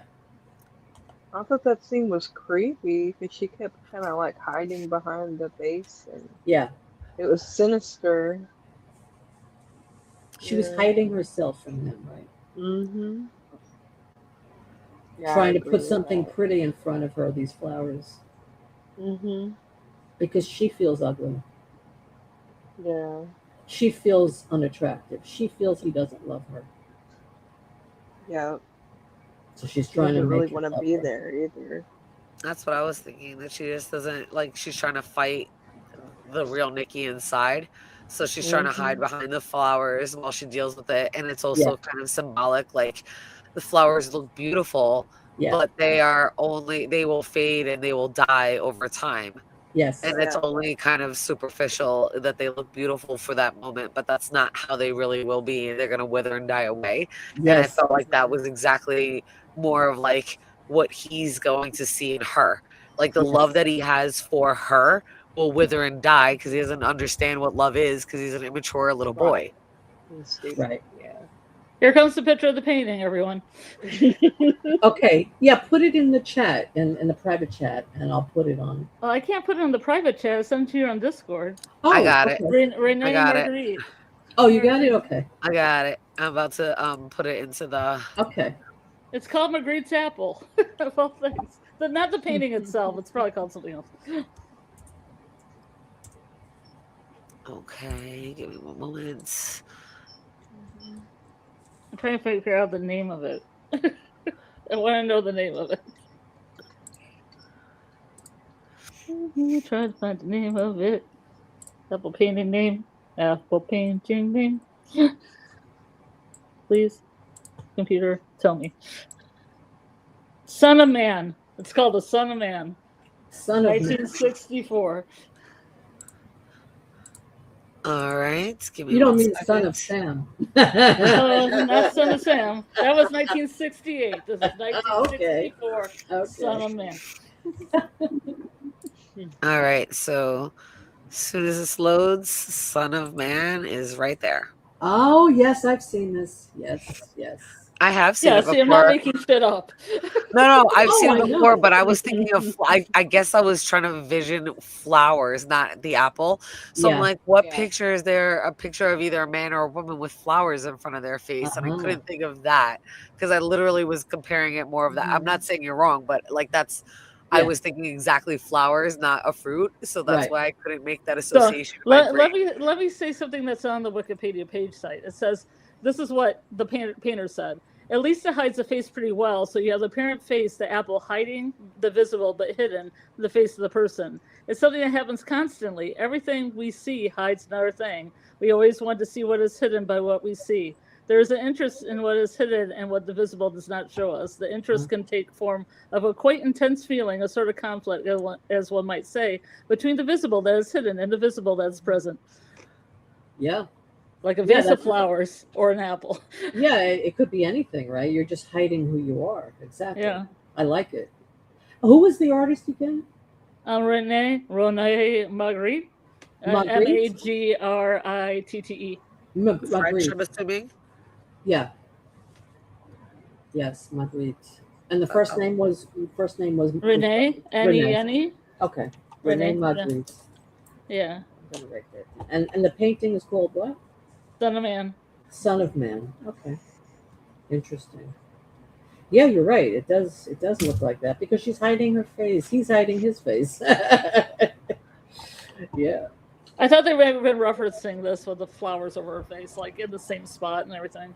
Yeah. Yeah, no, it makes sense. I also think it's because she feels unattractive. She feels that he's not into her. He doesn't love her.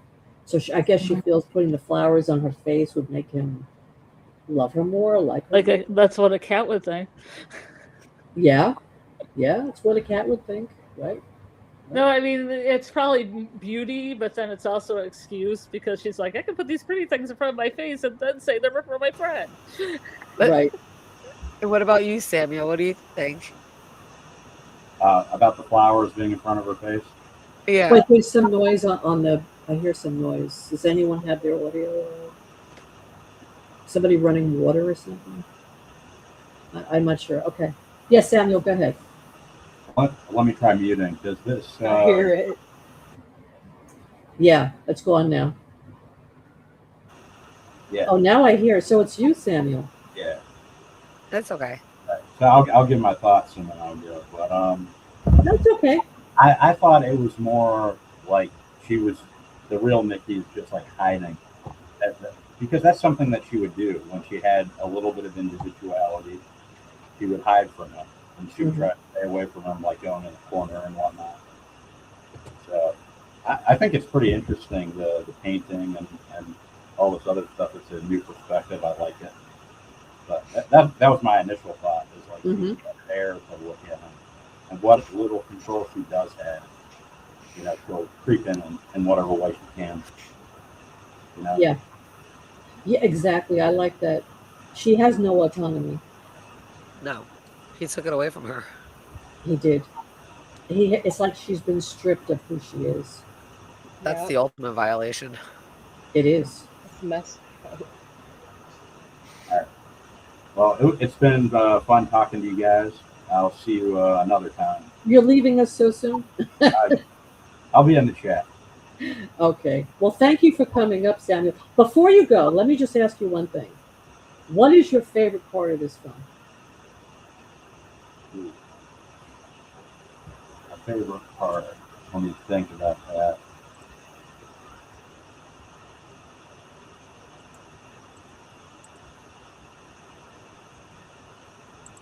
It would probably be just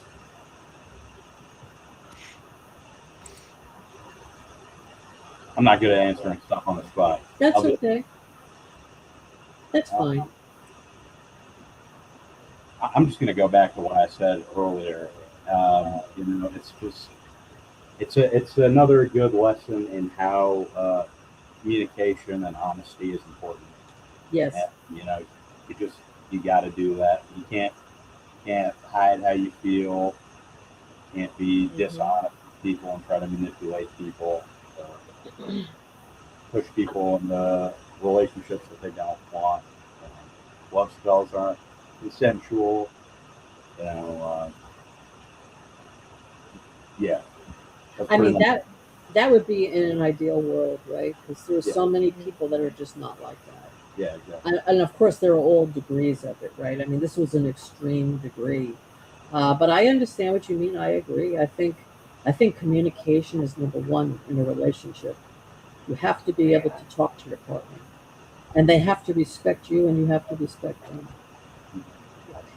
And unfortunately, a lot of people they don't have that. So, but I agree.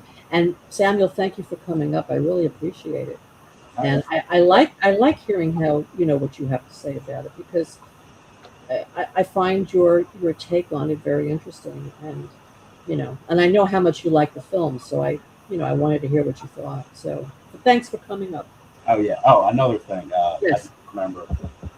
Um, I forget the actress's name. Nikki's actress. Yes.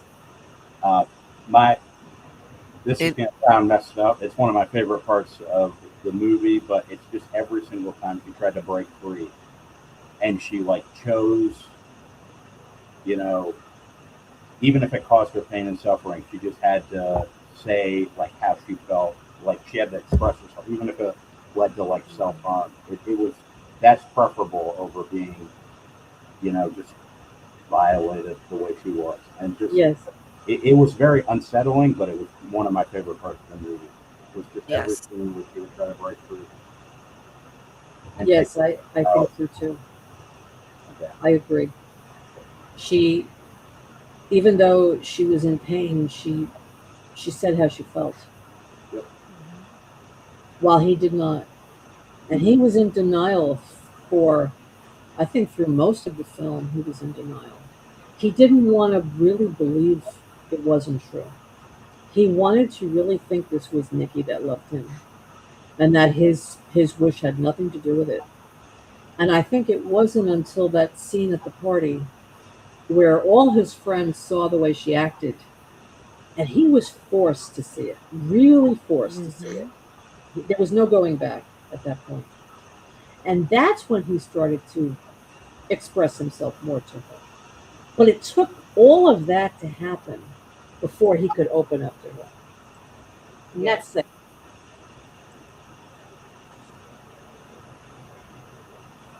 Yeah. I think he kind of deserved what happened at the end of it. You think he deserved it? Yeah, at the end, how it actually ends. Yeah, that's really interesting. I think maybe I'll do a poll on this because I don't think anybody deserved what they got in this movie. I don't. Yeah, I was gonna say none of them It's deserved it. really a tragedy for everyone involved. It really is. All of them. Yeah, all of them were just made immature, dumb mistakes that people make every day, constantly, continuously, and they don't die. right. Right. Well, Or get especially, possessed. I mean, Right. especially what she did to Sarah. I mean, that's an example of an extremely jealous person, insanely jealous person, right? I mean, that's to the extreme, where she actually killed her. And not only did she kill her, she actually, brought her to the house Mhm. and had her. But did you notice she disfigured her face? She kept Yes. smashing her face and her identity Yeah. until you Yes. didn't know who it was anymore. Yes. Metaphor. And her Well, beauty. And her beauty. I think he deserved to die the way that he did because he had raped her. He knew at some point that it wasn't Nikki, but he just kept on. Yep. So that's the Well, only thing. Look, her face is gone. The Yeah. whole time this happens, though, notice how her hair's in front of her, Yes. like in You can't see her Samara from The face. Ring, so that way I Yes. feel like the real Nikki inside couldn't stand to watch that happen, and that's Yes. why her even though she couldn't see, I don't Yes. know. I Yes. thought it was very Samara Ring-ish. It was like The Yeah. Ring. Yes. I also think it's because she doesn't want to see anybody. She didn't want to see Sarah's face because Sarah's face is real and authentic, and hers is not. That's why she smashed it, and What that's the why she's heck? hiding her own face because she knows she's not authentic. She knows it's not really her. It feels so man in yellow right now. It's great. Yeah. Yeah, it This does. movie gave me man in I'm yellow gonna get vibes. off here, y'all. Thanks for having me on. Bro. Oh, okay, Amy. You're gonna stay in the chat? Yeah. Okay. I'm really glad you came up. Thank you. And come up another time Yes. too. Absolutely. Appreciate it. You're welcome. Thank you. Okay. Thank you, Y'all Samuel. too. You guys are amazing. Yes, both of you. Thank you for coming up. So yeah, I mean what she did to Sarah, and then she had her naked and Yeah, look at sitting in this. the chair. That's I mean, crazy. what the hell is that? She's naked, and it's like, what is Don't she keep doing? it on there too much. YouTube will pull that stuff real quick. Yeah, but so what did she think was happening here? Did she think that he would? She's giving it to him is like saying, "Well, I know she liked you, and I'm trying to punish you with this in a way. I'm trying to punish you to show, or I'm actually doing this to show you how much I love you. That I killed her because she was going to take you away from me." Right. But she has her in that chair in a very sexual way. I mean, she's naked, and Yeah, like she took her clothes off. Like, yeah, why? yeah. It's like she's degrading her, or does she want him to be thrilled by it? I mean, I don't know. It's an interesting thought. Like, what went on in her head to make her think that was a good idea? I have no idea. But yeah. So moving on from all that. We'll get to that. Yeah. In the next scene though, this is when, she's got the day off and he's gonna leave her, and look at his face when he realizes the door, and this is what he sees with the door. Oh, that duct tape is crazy. Yeah, this is true dark comedy. That's why I like this movie so much. That is insane balls right there. Where did she find all that tape, for one? Did she go out in the middle of the night and buy it all? Yeah. Anything for freedom. I like what you're saying here. I think everything was her fault. All she had to do is tell him she only sees him as a little brother from the very beginning. Oh, that's an interesting thought. Or you could say it's her and Ian's fault because they should have just told him they were sleeping together. Right. Yes. Maybe that would have diffused his obsession because he'd been like, ew, Ian, right. Gross. Right. Exactly. Ian is to blame for all of this. That's why I got. Yeah, I didn't say Ian was blamed for all of it. I think they're all tragic characters. No, but they are all tragic characters. Of course, I'm just being facetious, I mean, I agree with Jen that it's just a lot of dumb mistakes you make when you're young, but you live through them. But these people didn't live through them. Only one lived, and what life does she have now? No, she's going to jail because there's no way that anyone would believe that she didn't do it. Everybody in that party will testify against her. There's all her friends' dead bodies are in there. Sarah's body's in the house, Ian's body's in the house, Bear's dead body's in the house. Right. What is she gonna do? Like, show them the willow, the willow branch, and be like, "Oh no, he did this," and then I stepped. Like, what's gonna? Oh, I can't even. And then, we'll get to when we, the phone call. I thought the phone call to the helpline was the strangest part of the whole thing. Yes, it was. And I was so mad that he hung up. I mean, we'll talk about when we get there, but I'm like... that also gave me Man in Yellow vibes. It gave me Rendezvous vibes. Yes, very, very much like Thomas or Ethan, or like somebody was on the other end of that, right? Man in Yellow or somebody, 100%. You shouldn't have broke that one wish, Willow. That's cool. I like it. But he really attempts and opens this door and leaves like there's nothing wrong with it. He doesn't tell her to take the tape off, nothing. He just is. It's fine. Everything's fine. Everything's fine. Denial. I'm telling you. Yeah. Denial. Yeah, it's like a metaphor, like when your relationship's stuck in this metaphor and you're just acting like everything's fine. Yes. Yes. Yes. Yep. Yes. Literally, the writing's on the wall. The tape is on the wall. Yes. The tape and is on the denial. wall. I'm just going to bust right through this and keep it moving like nothing was there. And so, yeah, then he's at work. And I love this scene of them because, again, these are the two that probably should have been together. Yes. And, again, no one says anything to anybody. Very Frumish, right? No one talks. Yes. No one ever talks. Yeah, that's why I gave me the vibe. Yes. Yeah. Yes. So, and there's that lunchbox that's up there, just like Victor's lunchbox. There's another fucking lunchbox. Yeah. And the lunchbox, I didn't even take a picture of it, but in the lunchbox is the cat, and she finds the Post-it notes, right?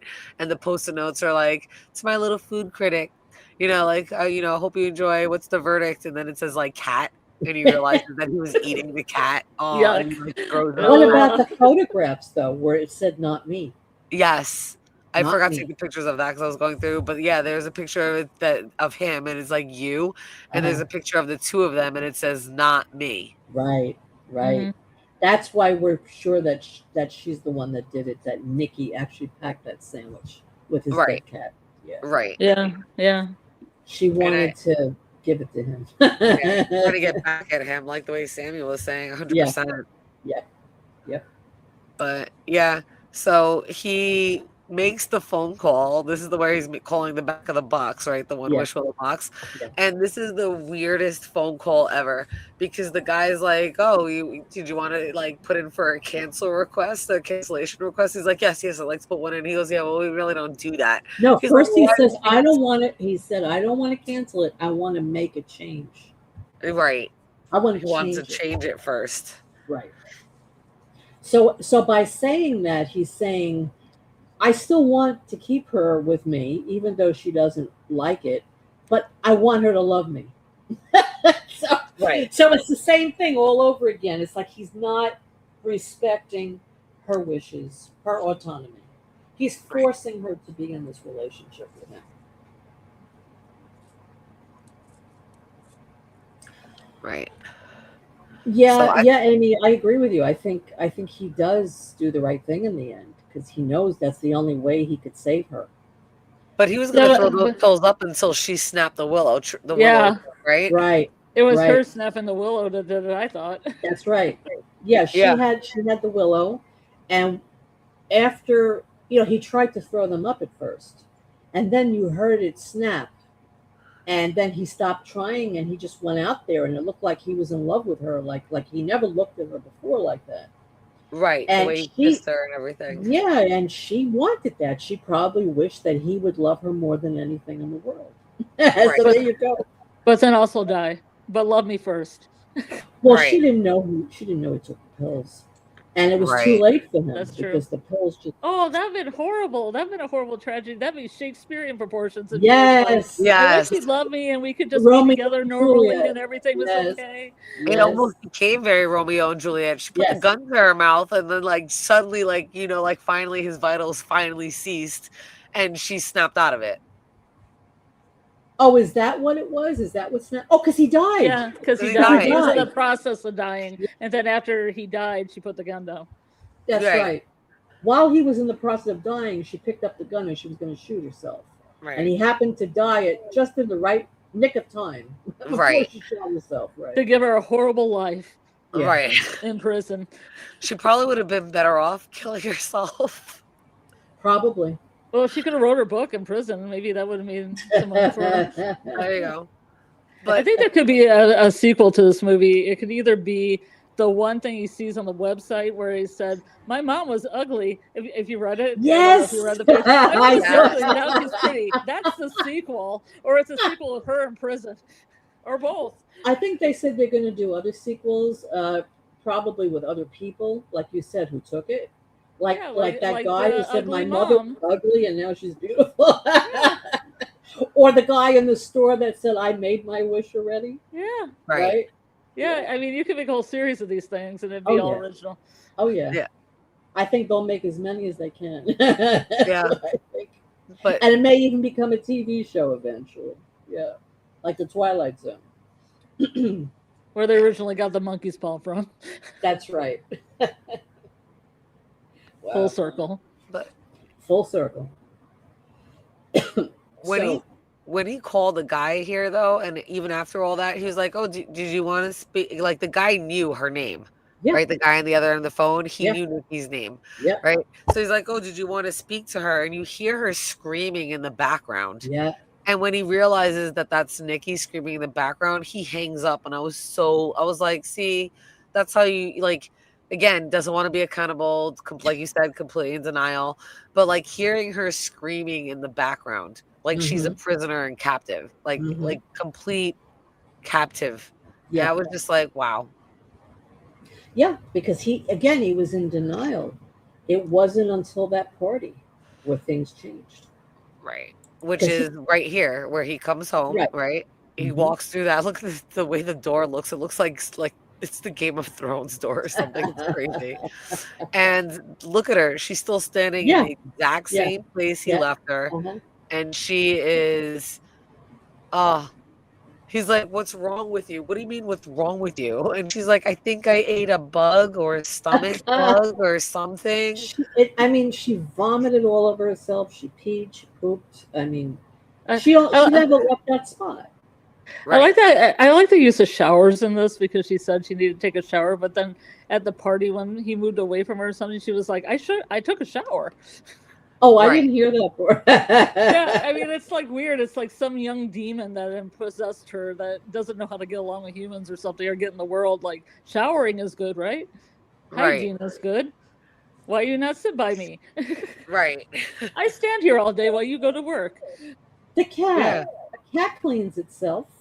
And if you want to bathe your cat, the cat would say, no, I can take care of that myself. You don't bathe. Right. That's the cat. Like, just looking at the way she looks, it's just so creepy. I think in this scene, she is the cat in this scene. I do. I think so. So think about it. She didn't move from that spot.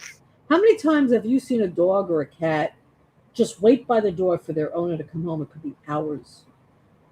And I'm not saying they're going to pee on the floor, but I'm just saying that they wait by the door and they don't move. It reminds me of the movie Secretary, which is probably something nobody's seen because I always make references where nobody's seen.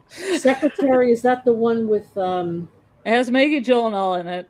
I love that movie. It's kind of like an SM relationship, but he makes her wait all for him at the desk, and she eventually pisses herself. Oh, that's right. Yes, that was a great movie. I like. Okay, good. I'm glad somebody saw it. Oh yeah, I saw it. Yeah, in The Secretary. Right, he used to spank her on the desk. Right. So I didn't remember her peeing though. I didn't remember that. Oh. Yeah, she didn't. He told her to be still, and she was still. It's like something in her mouth, and then she just eventually pisses herself. Oh, right. But that's love. He's truly in love with her after that act. Yeah, that's real love. That's real love. Yeah. Yeah, what was his name again? What's the actor's name in the film? Do you remember? I'll have to look it up. I can't. It just escaped my memory for a moment. This is a movie I saw like years and years ago. Maggie Gyllenhaal and what the hell is his name? Anyway, it's just bothering me. I can't remember. I keep wanting to say James Spader, but I don't think it's Yes, it is James Spader. Oh, it is? Okay. Yes, it's James Spader. It was a great movie.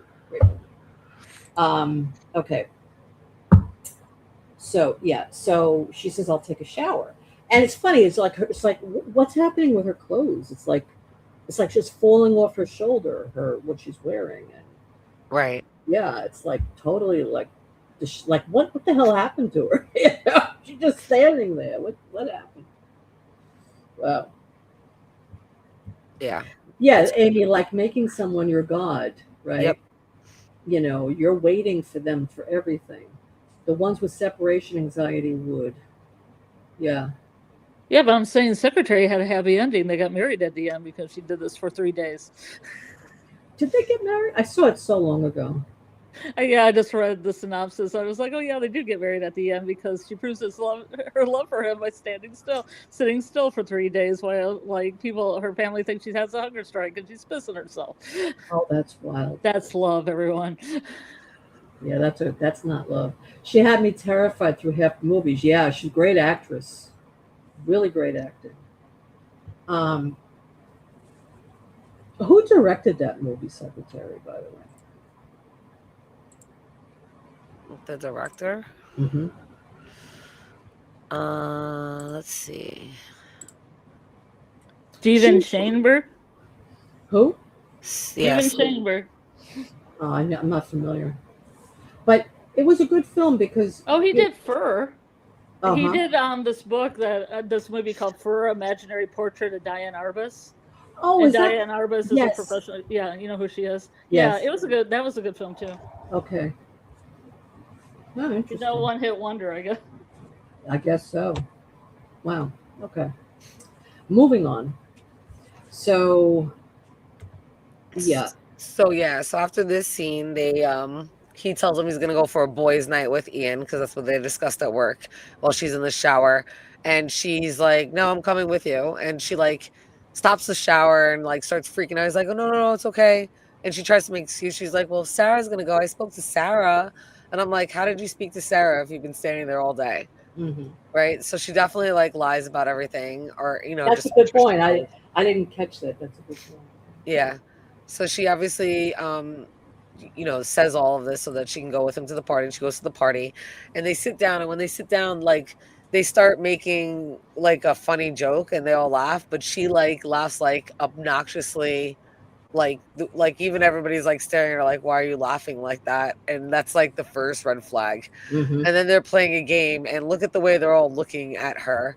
All right, and this is where she pulls the thing, and she doesn't read what the Jenga says on it, but she takes her phone out and she starts reading. And this is where she's reading like a Hansel and Gretel, something that she wrote, but it's completely describing what's been happening. And like Hansel and Gretel's got like a witch, and she feels like she's under like a witch spell. And she says something about like him, she's gonna have to like, if he doesn't do it, she's gonna like shave his like, I don't, what is it, like his man meat off and roll it up and stick it between her legs, and I will lay again with my brother like I have Hansel. And it is like everybody just staring at her like it is the creepiest fucking story they've ever this heard. would have hit me a little less hard if I didn't just get done watching The Vampire Lestat. Oh yes. Because I was thinking, oh my God, it's incest. Oh wait, don't say anything about the final. Don't say anything. I haven't. No, not about the final, but just like the incest. You know, he has a relationship with his mom, right? That's what I was citing. Yes, You didn't watch any of the season. I only watched the first 2 episodes. I saw his mother come. It was there. They were making out in the first episode. Gabriella. I saw him hugging her. But okay, I only watched the first episode. Then he called her mom. He said, "Hey, mom," and then he made out with her. Yeah, but they were just hugging. I didn't see. Okay, oh, okay, I believe you. I didn't see. I'm just saying. Yeah, he calls her. He said that's the last line of I think episode 2, right? He's like fletching lover something, and then he says mother, and everybody's like, "What?" So I'm saying if I didn't see that, this Hansel and Gretel thing would have hit a little harder. Yeah, that's interesting. Yeah, I remember she died, and he brought her back, right? And and then their relationship. Well, she almost died. She was ill, and he bit her. That's right. Like hours before death, right? Right. So basically, their relationship changed after that. Yeah. Interesting. Yeah. I have to actually continue watching it. I don't know why I didn't continue. Oh, that's really good. Yeah. But yes. So what's happening here? She's talking about Hansel and Gretel, which are brother and sister, and how even though they're brother and sister, they're having a sexual relationship. So we know that supposedly Sarah told Ian that Nikki sees Bear as a friend.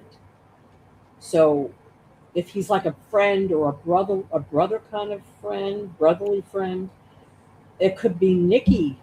That's Nikki's point of view. And then the possessed Nikki's point of view is, and then we're having sex together, we're brother and sister. So I found that interesting, like combining that together. Oh yeah. Mm-hmm.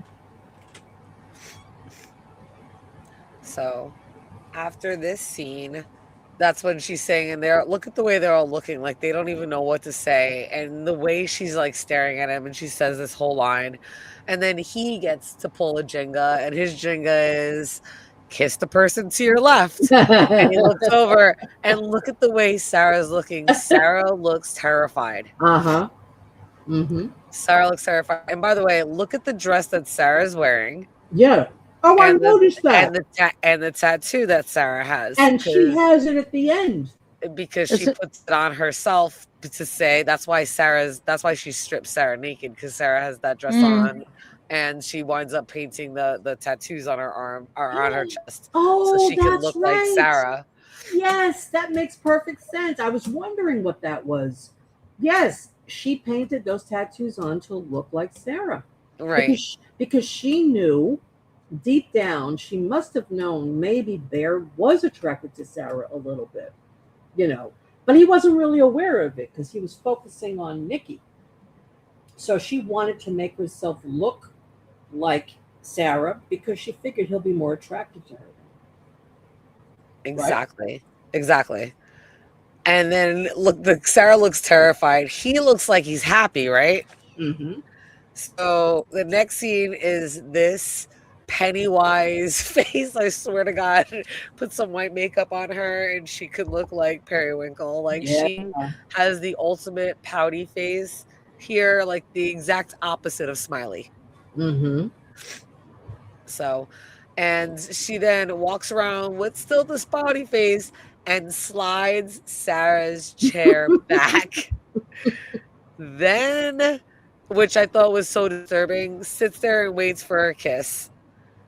And everybody's looking like, what the hell is going on? So in this scene, it bothered me that no one said anything. Everybody was quiet the entire time. Like, they Right. just heard that entire like little brief like snippet that she gave them of her story, and they Well, like they let know me what ask they you heard. something. Let me ask you something. If you were sitting in that room and you were witnessing this, wouldn't you be in shock and just keep staring to see what happens? I know Oh I no, would. I'm Hispanic. We speak. I would have said something. I'm sorry. We have no filter. No, but My I would shock, want. my shock I comes with words. My shock lasts a couple seconds and then it comes with words. Yeah. Like, okay. what the fuck is going on? I Like, would what am think I that like? Even if I know a couple of times that I've been almost left speechless, and even then I'm like, like you can hear sound still coming out of my mouth. Like, there is no just silently sitting there for me. I'm just saying, I well, would not be able to be Jen, quiet. how many seconds would it take before you would say, "Get that girl to a therapist"? Yeah. Maybe three, maybe three, Yeah. maybe I mean, three. look. Definitely All before I'm she starts saying hitting herself in the head. at Right. this point, okay, you're sitting there. You see her get up. You see her acting erratically. You see her move Sarah's chair. You see her sit down waiting for a kiss. Okay. You know this woman is off her rocker. Okay. Right. Maybe you'd be afraid that she would get violent and start like tearing up the place or something.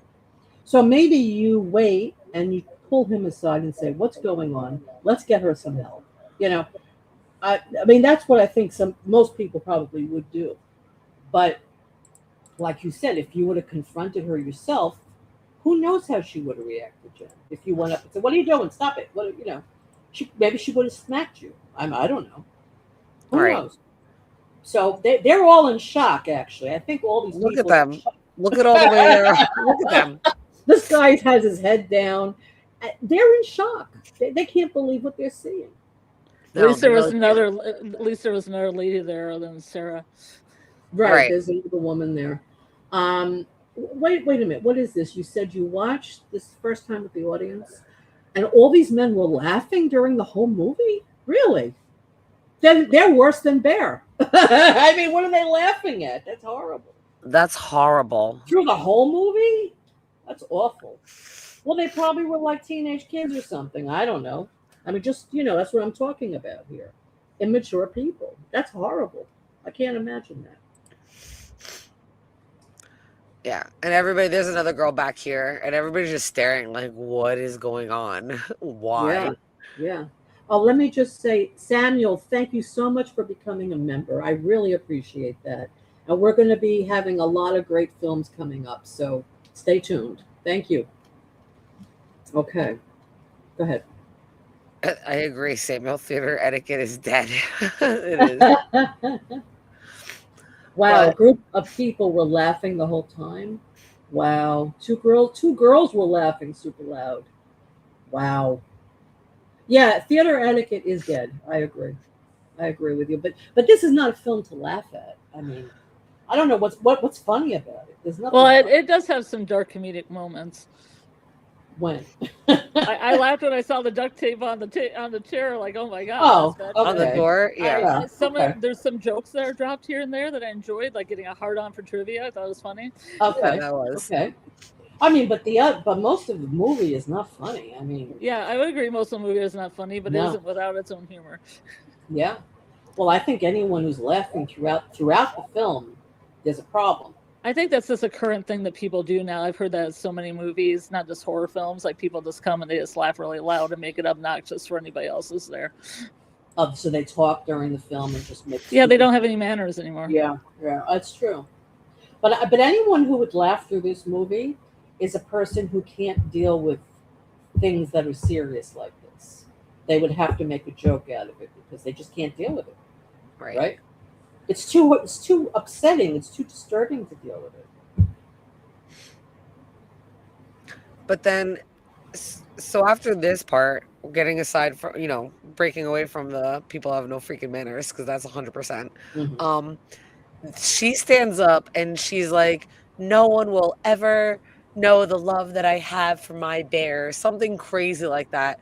And she looks at Ian when she says that, and I feel like it's because like whatever's taken over her, whatever demon is taken over her, kind of knows that there's obviously something between Ian and her, and she's like saying that to kind of like almost like rubbing it in his face, kind of. And I feel like this is definitely like the demonic side of her. It's not like the real Mickey, but she's saying to rub it in her face.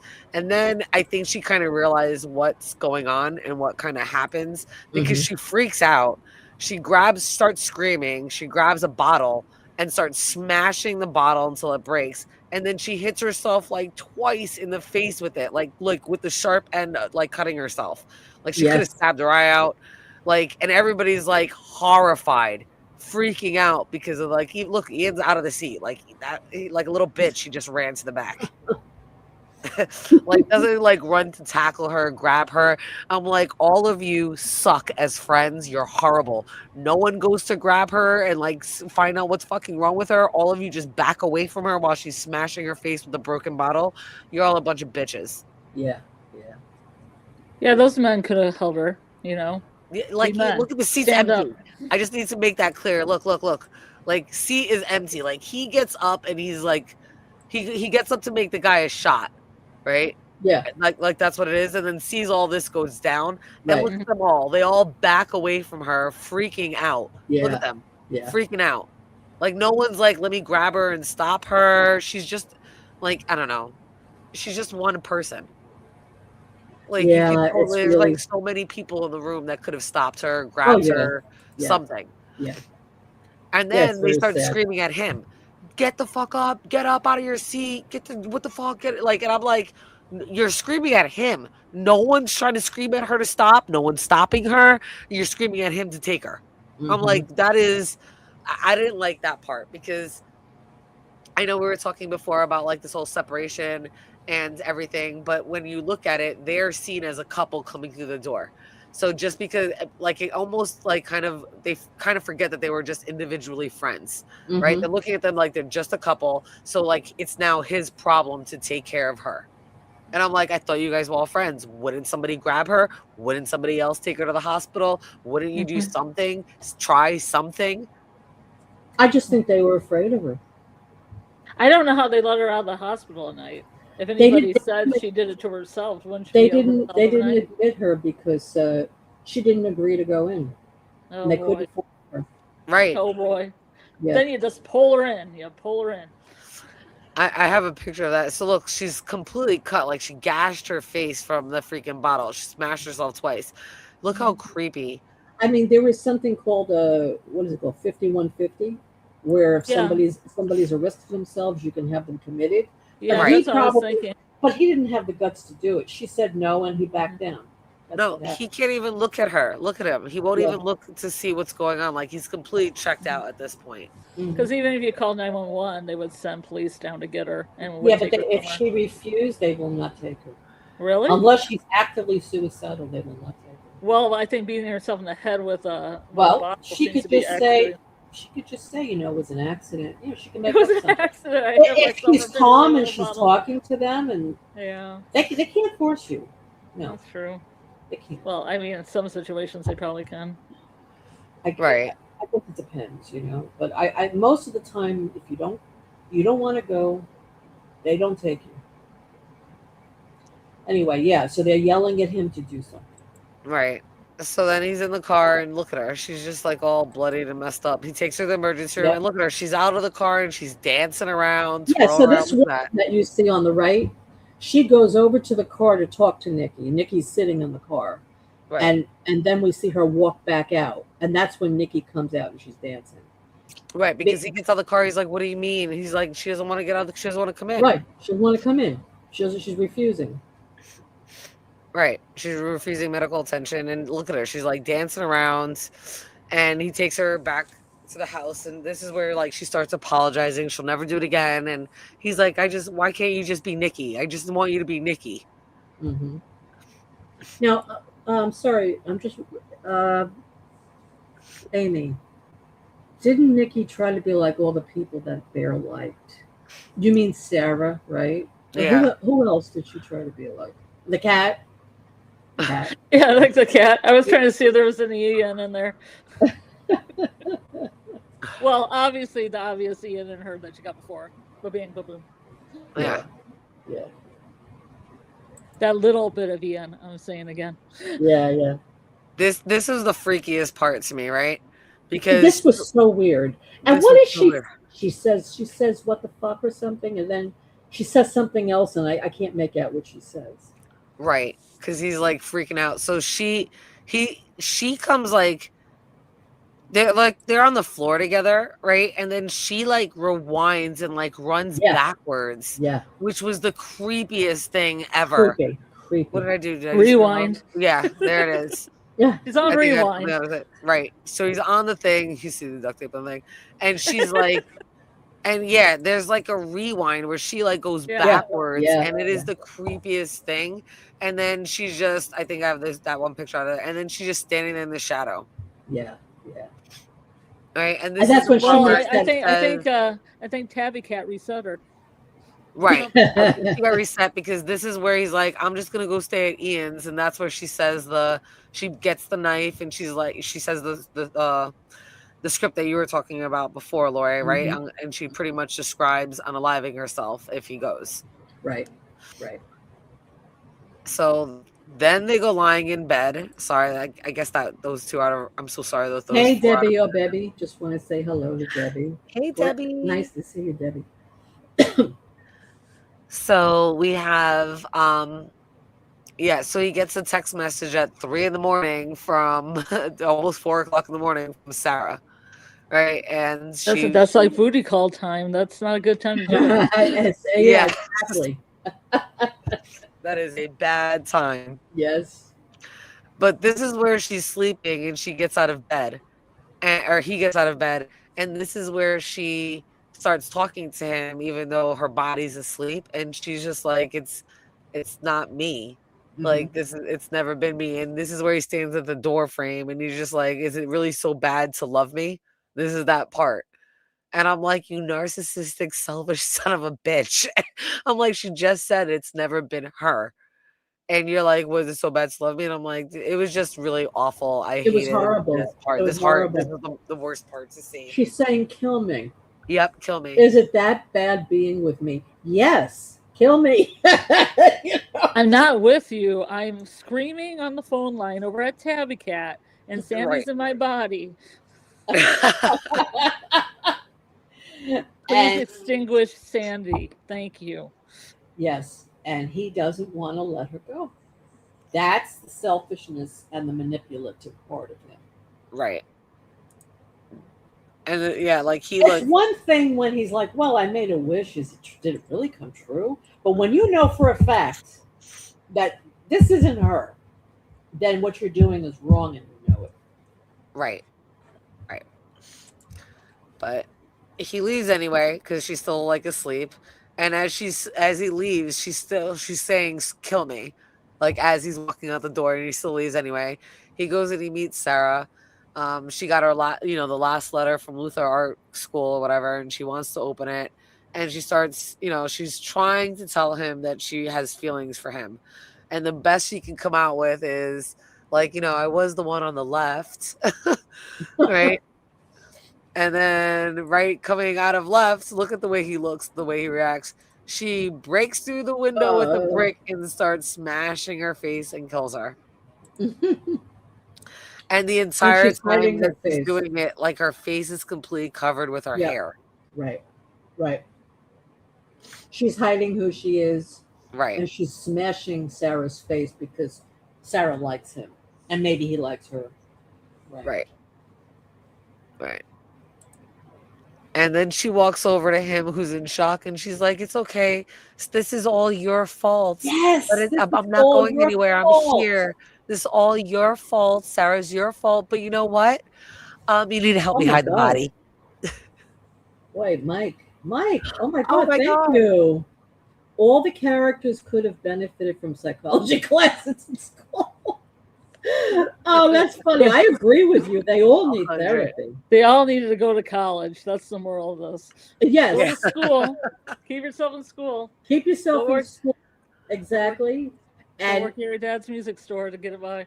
Right. And yes, and basically get therapy. I agree. They all need therapy. All of them. And thank you so much, Mike, for the super chat. I really appreciate that. Thank you. Yeah, it's just, they do need help. They really do. And again, Freaky Nikki.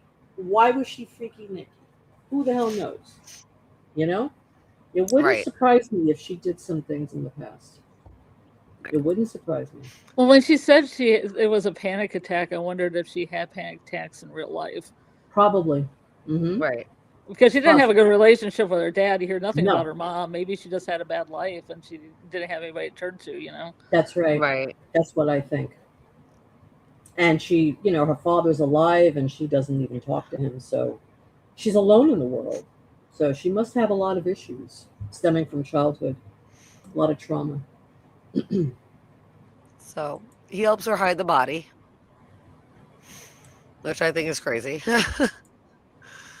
And look at her, the way she's standing there. It's just crazy. Mm-hmm.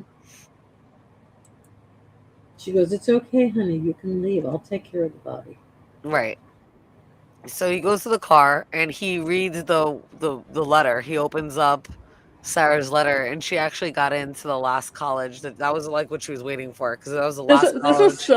It was so gross. That was what was so tragic. Yeah. Well, yeah, but why would you even open it? Now you're accessory to murder. Now you tampered with evidence. Well, opening somebody's mail. Why did you need to know that? You didn't need to know that. She's dead.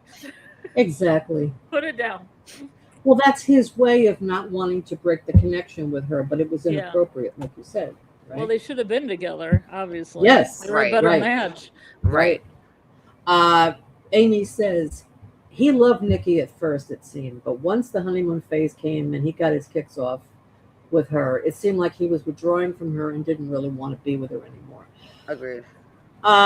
When she got really, really intense for him, he wanted it to stop. It's not that he didn't want to be with her, because he tried to change the wish. He still wanted her, but he wanted her the way he wanted her, not the way she really was. He didn't want Freaky Nikki. He wanted the Nikki that he liked. That's what he wanted. Read what Doc just wrote. That's funny, Doc. I love you. That's where I say, if you love me, you will take care of it by yourself. So I can go shower. Your impression better.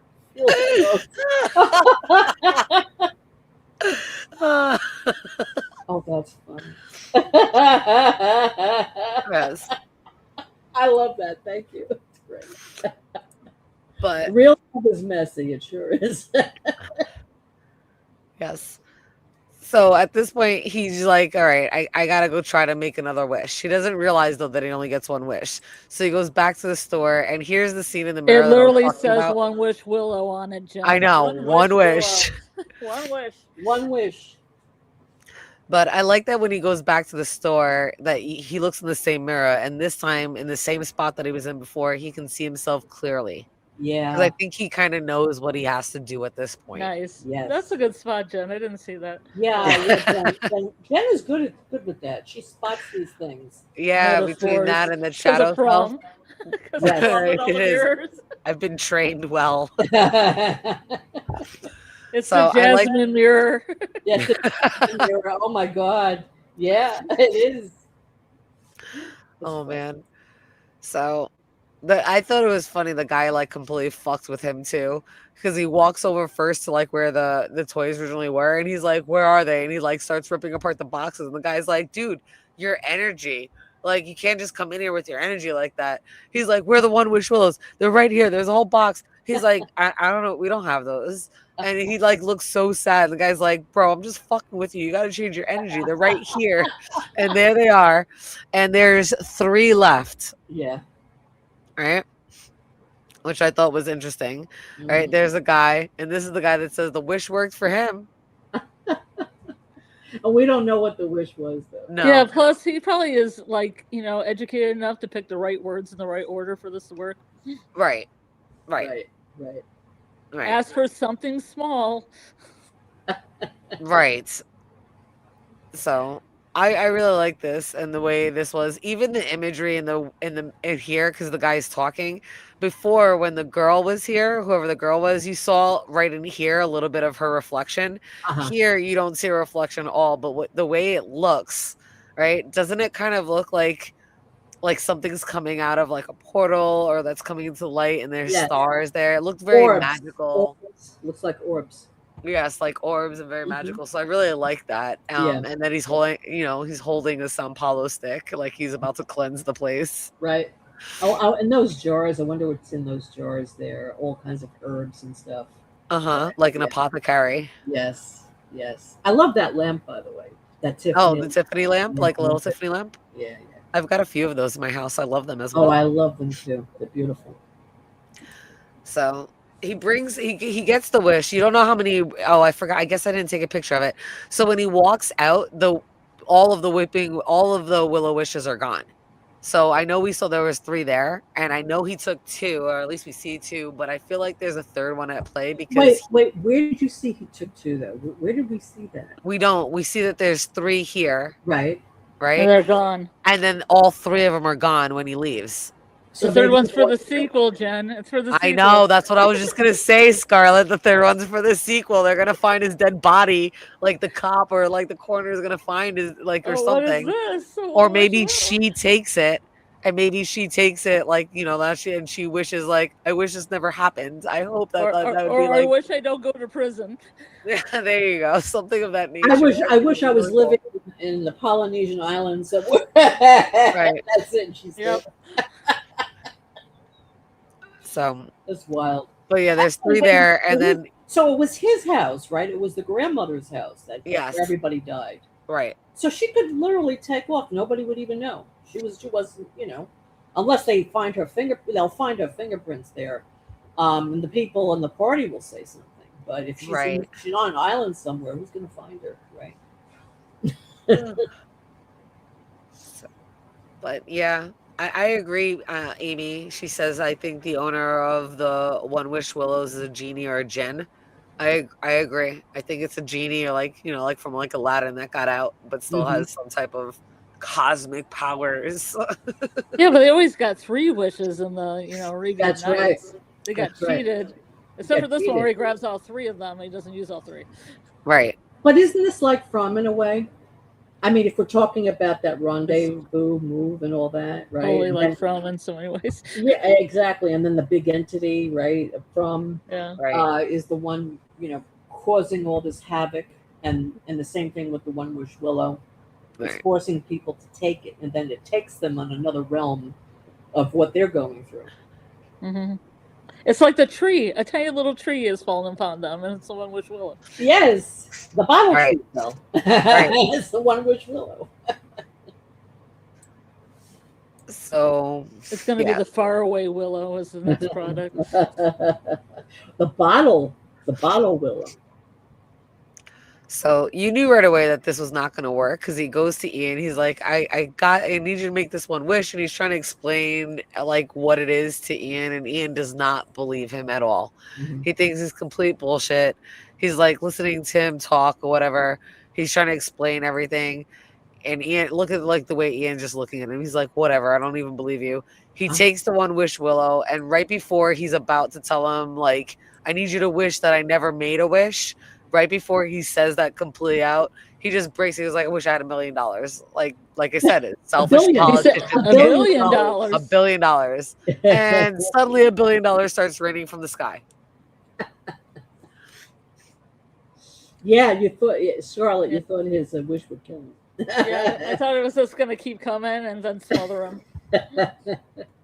Yes, and I thought that was funny because isn't that the way it is in the the urban legend, right?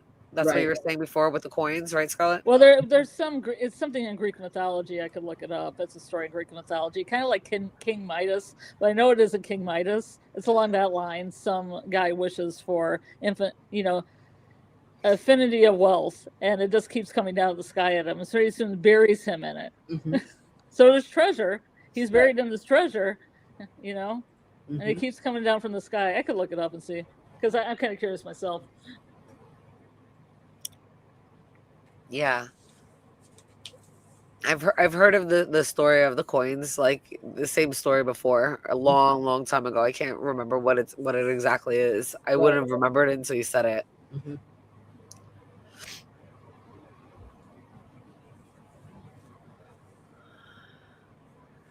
So you think the Jinn or the Dark Fae has Nikki's soul? That's what Amy said. Yeah, that's why she was on the phone. It's almost like he made a deal, like he sold his soul for that one wish. Absolutely. Mm-hmm. Yeah. Or he sold her soul, actually. Yeah. Screaming. But after this, after he realizes like he's got no hope, no chance left, so he goes home, and this shrine has been made for him. Another memorial. Let's look and see what's here. So there's a picture of Bear and Nikki, I guess, right? Right. And I don't know if that pack of cigarettes there. Yep. There is a mug. It says Miss Girl or something. My girl. Oh, my girl. Right. All a bottle of lotion, Jerkins lotion. It's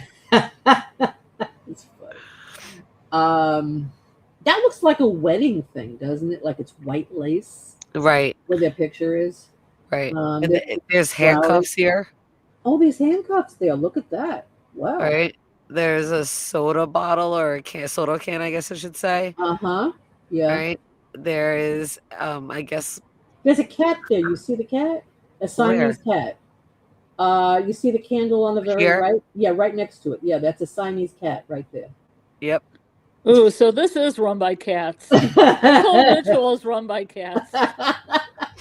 Absolutely. Cats from the neighborhood came and made this memorial. What about the handcuffs there? Is that from the movie Secretary? What is that doing there? I think it's the cat coven. That's my answer. Cat coven, that's it. Freaky Nikki and her handcuffs. I like it. Yep. So what else is there? Like, are these like flowers that are alive or dead or what? Roses? Those look like dead flowers. Yeah, I think they're dead flowers. There's another picture of them here, another picture of them together here, more dead flowers. Yes. Looks like there's pearls. Right, there's pearls or something over here. Mm-hmm. And there's a lot of string. Uh-huh. Yeah. Like jewelry making, like right. You know, right. Maybe she's making jewelry. Just what is this? Like tying them together. This looks like squash or something over here. What is this? Where? What? Looks like squash, yeah. Yeah, I don't know what that was. I was looking at that before. Like squash. Some squash. Carrots, perhaps. Yeah. A cup with a paintbrush. Yeah, here. Right. What else? Ashtray with some shells in it or something. What else? Yeah, I mean, it's quite a bit of things on there. Right? And who Why? smokes that there are cigarettes there? That's strange. She starts smoking at the very end, which was crazy because I'm like, I've never seen her smoke before. When was she smoking? Oh, I'll show you. So, like, okay, so he comes in and he sees that, right? Yeah. And Oh, I remember now. I remember. right, so Uh-huh. she's hiding in this corner, and you don't You know really why? notice. Why? Sarah smoked. Sarah smoked, didn't she? Oh, that's right. Sarah Yep. smokes. Yep. That's why. Uh huh. All right. So she's hiding in this corner, and then she comes creeping out, which was the Mm-hmm. creepiest. The way Looks she like a even cat. walked was like a Looks like cat. a cat. Look at her hand. Yeah. She She's looks definitely like been involved with some kind of Bast cult. a cat. Yes. Yes, the best cold. That So, that let me not go to here that it is. scene. Yeah. But what was she doing with her in that pose? What was that? I don't know. It is. Yeah. It's horror. Her legs are spread. What, he's Sh- supposed to have sex with her? What is this? I don't know. I because it is very sexual, like the position, but she Mhm. also like took off her clothes, Yeah, right? right, Because right. she didn't peel off her tattoo. I don't know. I don't know. No, I think that's all the blood from her face. I think she probably with a marker. She probably put the tattoo. Right. But See, here now she is, here it she's is. smoking. Mm-hmm, She's got the tattoo, and that's mm-hmm. the same dress that Sarah had on. Right, And she's smoking the cigarette. She's trying to right, be like Sarah. right, right.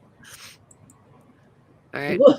And then she's like, she just wants him to love her, and she starts like freaking out, right? She hits herself in the head. She grabs the gun. She said she's gonna like if he doesn't tell her that he loves her, she's gonna kill herself. Ian is like banging on the door, and he's like, "What's going on?" He finally gets through the door, And which you you know can what see. happened? I'm sorry to Oh, interrupt you. When he went to Ian's house, Ian said, Sarah's been calling me on her phone asking me to come over. Now, that's because Nikki had Sarah's phone. right. So he says, Oh, don't go anywhere, Yeah, don't leave yeah. here. So I think she wanted to kill Ian, probably. Right? Yeah, you would thought that they would have both been working in cahoots with each other to do something about Nikki, but instead, Yeah. Vegas leaves Ian with his monies, I guess. right. No, but that was before the money. That was when Bear first got there. He says, "What's going on? Sarah's been contacting me all day, asking to meet with me." Yeah, he's been texting me all day asking Right, me. right. And that's where he's like, yeah, he's like, you can't go over. You got to listen to me. I No, got to tell you about the wish. right. So he finally goes over, I guess, right? And he's trying to tell Bear that it's true and it's real, that the wish came true and he has $1 billion, right? Right.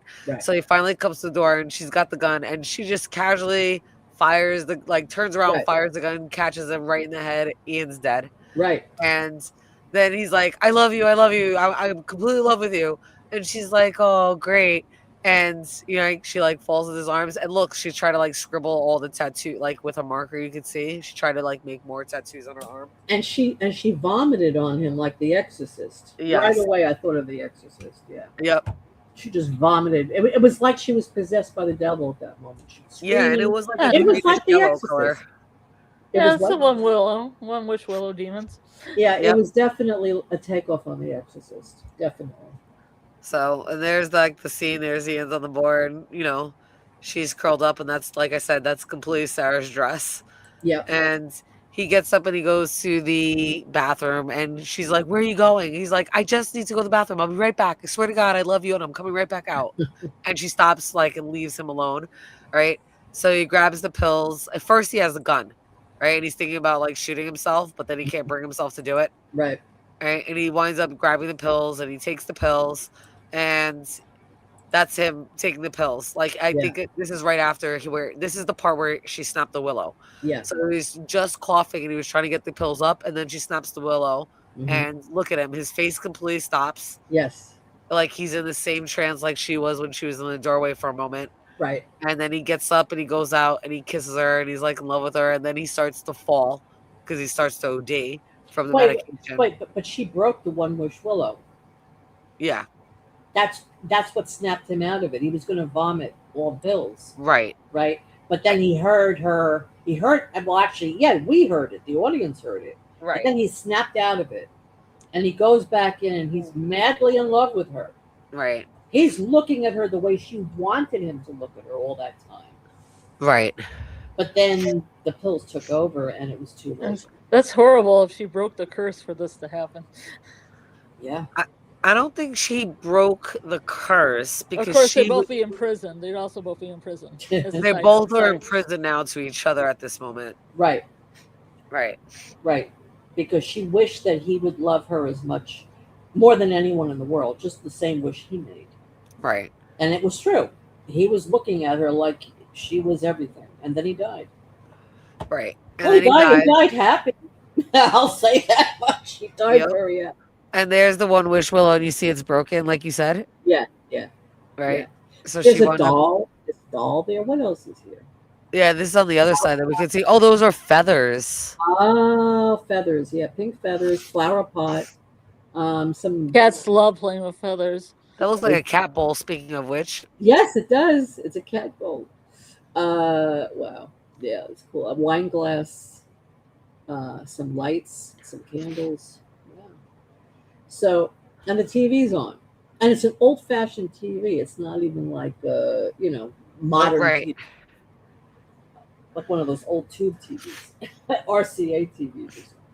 Oh, because it was the grandmother's house, of course. Right. So she's got the old TV, right? They're even above here. Like, this is like very vintagey, vintage Vice. It's all paneling. It's wood This is like from the 70s. There's a creepy old doll. It's probably his grandmother's. So here, this kid moves into this house and leaves everything the way it is, including the pills that she was taking, right? Everything. Right. And what the hell? It's like he's a teenager in high school. That's it. Yeah. So she obviously broke the one wish, Willow, but then he dies. You see him like foaming out and you see like the heart. There's the heart tattoo that she had drawn to match herself to look just like her, just like Sarah. And then she's about to take the gun and make it very much a Romeo and Juliet scene. And then she just snaps and she's like, "What is going on?" Yeah. And she pushes him off and she's just screaming. And that's how the movie ends, with her crying like, what? Because now you have Sarah's body in the bedroom behind her, Ian dead at her feet, and a couple feet away is Ian's dead body bleeding out because she shot him in the head. Right. But this I do like how this ends, where it goes into the upside down to where the TV is and the credits are projected on the TV. Yes. That's a masterclass. That's also saying this is a movie. So get out of the theater now, enjoy your life, and love each other. Yes. And that was a great. Don't be a bear. Don't be an Ian. Right. But really, don't be a Sarah Nikki either. The thing is, I would have. This is what I was saying earlier. I would have preferred that her screaming was different, because she sounds just like possessed Nikki here.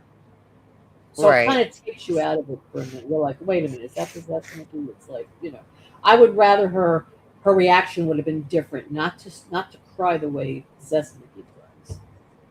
Right. Because we saw her cry so much, like for like nothing off, like right. And also, we start thinking it's possessed Nikki, and it's not. It's the real Nikki.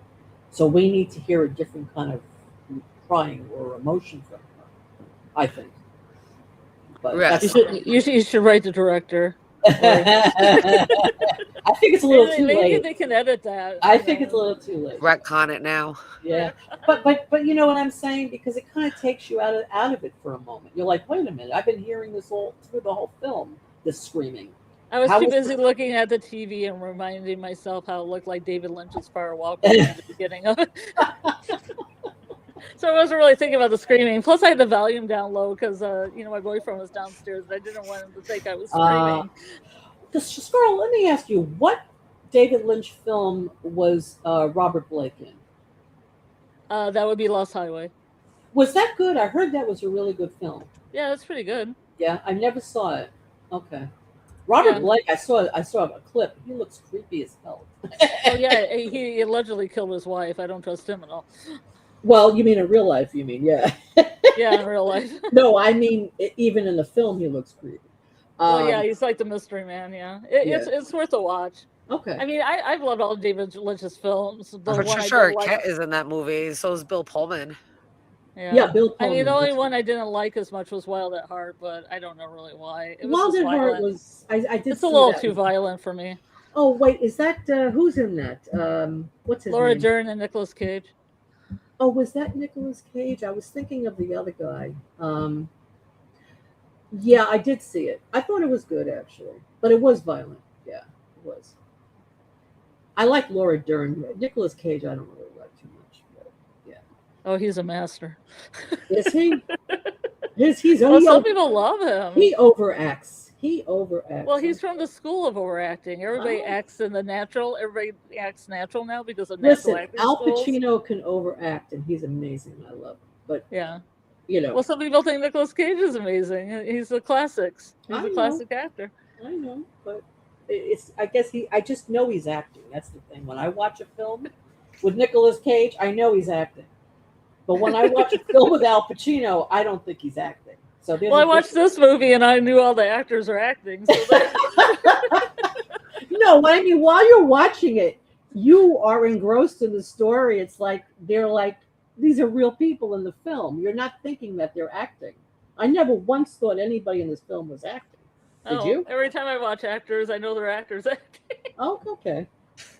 Okay. Well, I guess I don't get sucked into stuff too much anymore. I used to. I guess what I mean is when it's obvious. You know, like let's take The Sopranos for a minute, okay? James Gandolfini, forget it. This man was amazing. I think he's one of the best actors that ever was. Amazing. Lorraine Bracco was amazing. Edie Falco. Everybody in that show was amazing except one actor. Mm. Do you know which one I'm talking about? What show? What show did I not see that you're referencing? Sopranos. I've never seen The Sopranos. I only watched the end because people were complaining about it. You never saw The Sopranos? I saw the 15-minute ending with Don't Oh, Believe It. well, that's not worth watching, that 15-minute ending. That's nothing. That's all I saw. Well, you're missing the boat. That's all I can say.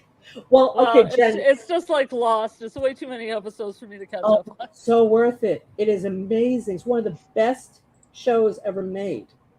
And it's not just some mob, thing. There's a lot going on there. Tony has anxiety attacks, and he sees a therapist who plays, Lorraine Bracco plays his therapist. His relationship with his wife, his relationship with his kids, with the guys who work for him, the stuff they have to do in the mob. It's a fascinating show. It's unbelievable. But the worst acting in that show. Was it Michael Imperioli? No, he was phenomenal. Oh, no. Okay, good. I was going to say I loved him. No, I loved him. No. And Paulie loved him. No. Oh, yeah. And Pussy, the guy Pussy. Yeah, Big Pussy was the best. He was great. What about Bobby? I know him because of Yellow Jackets. Who? Big Pussy. He did the voice of the llama in Yellow Jackets. Oh, I didn't know that. Vincent Pastore. Huh? His name is Vincent Pastore. Yeah, that's Vincent Pastore. Right. Yeah. No, and not Bobby. No. Not Adriana. I loved Adriana too. She was it Henchman number 5? No, it was Silvio. Really? Silvio. He's the one who plays in Bruce Springsteen's band, the E Street Band.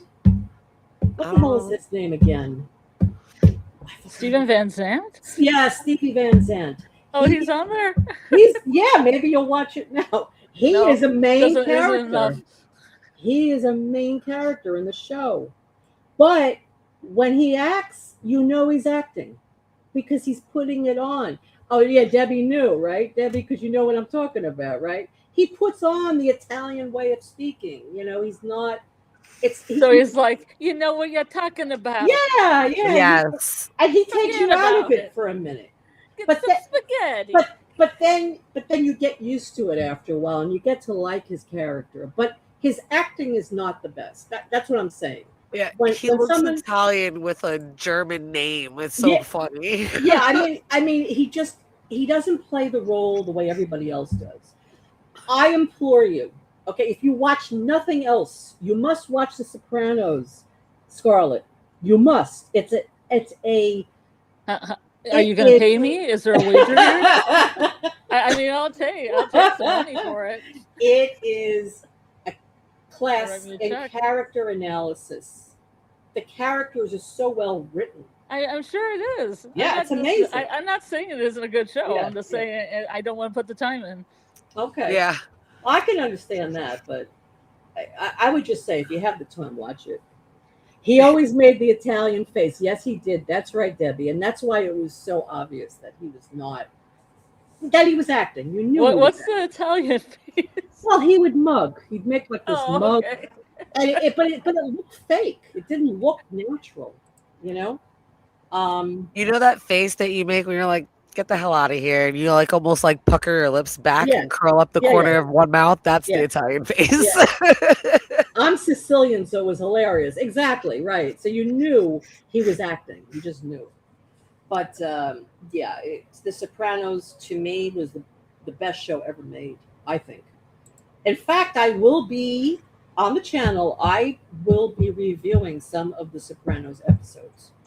And I will actually show some of them in the Discord, and we'll have live streams. I'm going to do not all the episodes, but certain ones that I think are really outstanding.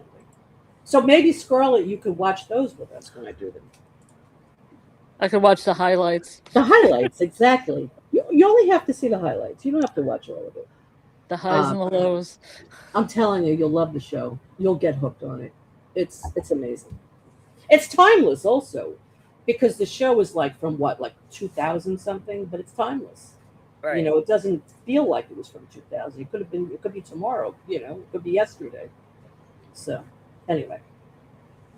Yes. So guys, I will be having members only streams and live streams and also watch alongs in the Discord. So please become a member of my channel.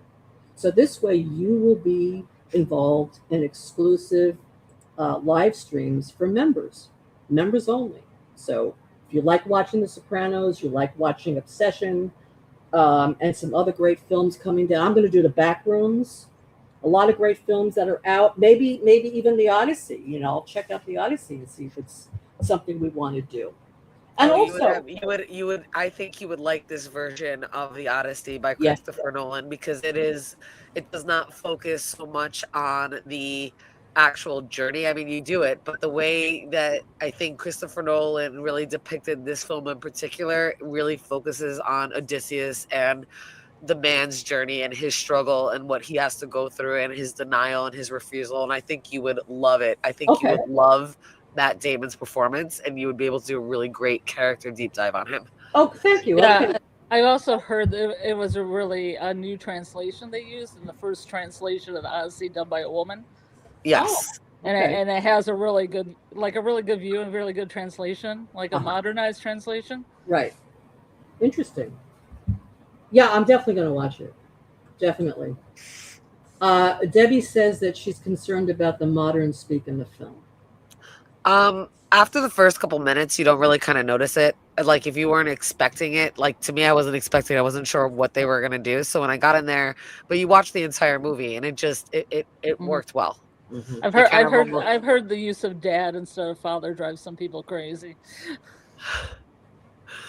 Yeah, it didn't really bother me. It doesn't really take away anything from it, because they definitely modernized it, and Christopher Nolan takes a really different twist on it. Mm-hmm. So I guess not really a different twist. He takes a different perspective and really hones in on that and brings out those emotions. Mm-hmm. And I think just to appeal, so you kind of got the part. It didn't bother me too much. And I've read the Odyssey, I've read the Iliad, I've seen other productions done. I actually went to go see Armand Assante, who actually lives very close to where I grew up. He lives in Washingtonville, and in Orange County, New York, and I grew up in Pine Bush, Middletown.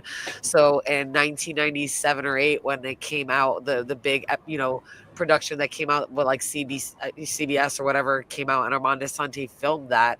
He came to Orange County Community College, and at that point I was a registered student there, even though I was in high school, because I was taking college classes at the same time. So I got to go meet him, and I went to the viewing at Orange County Community College every night that they aired it, rather than staying home. And afterwards there was about an hour and a half commentary. I wound up asking him questions. Many of the students and people there did. So I got to spend some time with him in the director that actually made that back in the late 90s. And I remember it well. Like, I still have his signed autograph and everything. It's in my mom's house. I don't have it here. Mine, it's done in Florida, but my mom still has it. And like, I remember going there. It was one of the hugest things. I was like really into like a lot of the Greek mythology at that time, and I knew it really well. So I remember watching it and actually seeing how they depicted it. And it was very much different than what you're going to see from Christopher Nolan. It did not go into any kind of character. It went into it looked more at the journey and each island and what they did. Each island, I'm sorry, I should say each stop and what that actually meant to him and bringing him home. But it didn't really focus on what he goes through internally and why he chooses to do certain things that he does and stay where he does, where Christopher Nolan's movie does. Yeah, so in other words, he goes through the different Greek islands, right? Right, like the different stops, and it kind of goes more into the gods and kind of dove more into that. In the Christopher Nolan's version, it really doesn't really go into the gods. It really focuses on Odysseus as the man. You know, you have like man versus nature, man versus man. Like, it's definitely man versus man, like him versus himself, man versus self, versus like man versus man and man versus nature and man versus the gods, which was definitely like the original perspective of the Odyssey. It didn't really depict him like really going into why he did what he did for the 20 years. It made it more seem like that was his punishment rather than a choice to be punished because he knew he did something wrong. Oh, wait a minute. That's exactly what Christopher Nolan does. Homer's version, though, is he true to Homer's version? It's it just takes a different perspective. I see. They do cut things out because they have a 3-hour time limit with the way they were filming. They have to have the Cyclops in there, I'm sure. The Cyclops is in there. But there's if they would have done every single stop that Odysseus makes from the moment that he leaves Troy, right? If they would have done that, they would have gone over time. So they combine two things and they remove two things, but they still made it flow and work. And the things that they removed kind of really just overemphasizes something he already learned and did in another spot in the journey, and kind of just so I understand why those scenes were taken out or like why they chose not to film those. And I don't want to give any spoilers out, but it's pretty early on in the journey because he still has this same kind of perspective and mindset. And Christopher Nolan does a really good job of combining something that shows the growth of what he needed to get through in order to, like I said, it really takes more of a personal journey into what Odysseus goes through emotionally and mentally, and like what he sees of him in his journey, rather than the way Homer wrote it, where it's like in each spot, this is what happens. And after the end, you kind of figure out this probably happened to him to get him to this point. Christopher Nolan does a really good job of saying, no, this is what he went through. This was the man's struggle. This is why it took 10 years, not just because he was being punished by the gods, but because he knew he deserved this punishment and didn't feel worthy not to be punished. And that's why it took so long. It's probably the better way I could explain it. I see. Okay. Interesting. Yeah, I definitely want to see it. It sounds really great. Hi, Beehive Girl. Hey, Beehive. Yeah. Hi. Hello. Oh, that translator's name was Emily Wilson. I just heard it on a video I watched about it, and I was like kind of curious about. Wait, which translator? The one with the modern day for the Odyssey, right? Yeah. Oh, yeah. Allegedly, the first woman who's ever translated the Odyssey, which I kind of argue with, because there's probably women that did translate it. They just weren't allowed to publish it because of guys. Exactly. Huh. Wow. Interesting. A lot of controversy too in it, so I enjoyed that as well. Yeah. Oh, let me not get started on the racism. It's not even controversy. That's just pure racism. I'm going to call it what it is. That's not controversy. That's people that are ignorant, don't know how to read their own history, and are just straight up racist. Oh, I was just talking about the sexism of a woman. Like, I thought you were talking about but also people racism. that they chose to cast. All of it. I'm talking about all of it. That's all of it. Jebby, the back rooms is amazing. You're going to love it. It was great. Yes. Loved it.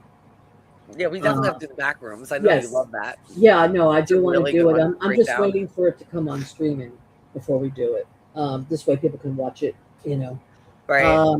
It should be coming out, I think, another month or so. In the meantime, I think the next one we'll do is the Babadook. Yes. And I'm going to see... Yeah, that's a good one. Yeah, I'm gonna see where it's streaming. Have you seen it, Scarlett? Yeah, I like that director's work a lot. I also like the Nightingale, though I'm never going to watch a Nightingale again because it's horrible.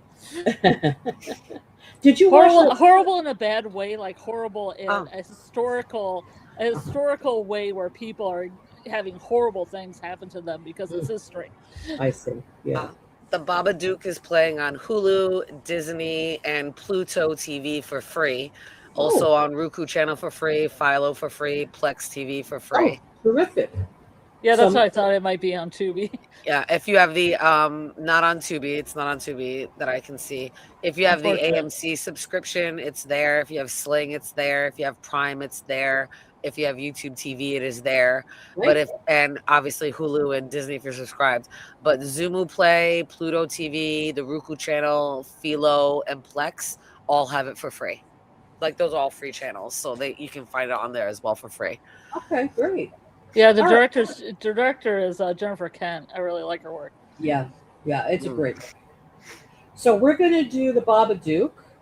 Let's see. Do you want to do it next week or the week after, Jen? What is your schedule like? Let's see what my schedule. We can do it next week. I thought you were going to take a couple weeks off, Lori. Yeah. Well, I was, but I don't know. You got a second wind? I got my second wind. You know what it was? Covering from every week was exhausting for me because I had to put a video out immediately, because of everybody was putting their videos out. And it's a lot. To cover a weekly show is really a lot because you have that pressure that you've got to get that video out. So I think that kind of like burnt me out a little bit. So I just needed to like not do a video for a couple of weeks. So I'm feeling a little better. So, but I think this will be good. So let me just take a quick look here. Let's see. Next week is the August already. Oh my God. I can't believe it. Let's. I'm just thinking. I don't know about next week. Definitely the 12th would work for me. Is you okay with the 12th? I think I will be. I'll be in Florida. Oh, when? I leave August 10th, and I'm not coming back till August 24th. Oh, so then let's do it on the 5th then, if that's the case. That's fine. You want to do it on the 5th and then take 2 weeks off? Yeah, that's fine. Let's do that. I'll be in Florida. It's easier for you. Yeah. So, okay, let's do the 5th of August. We'll do the same thing. Well, actually, what is the running time on the Babadook? I'll tell you right now. I just set it up. An hour and 34 minutes. Oh, perfect. So we can do even a 9 and 11 or an 8:30. We could do like an 8:30 start and then a 10:30, 11 stream. That should be good. Yeah, 10:30 stream should be just like tonight. Yeah. If we start at 8:30, you make sure everybody's on, then we can be done by like 10-ish and start at 10:30 like we did for this one. That'll be fine. Okay. We can do that for next week. Okay, Perfect. So we'll do that. And Scarlett, will you be there? Yes, please. Of course I'll be there, ladies. Okay. That's with, right. With bells on. With bells on. You want to get my bell?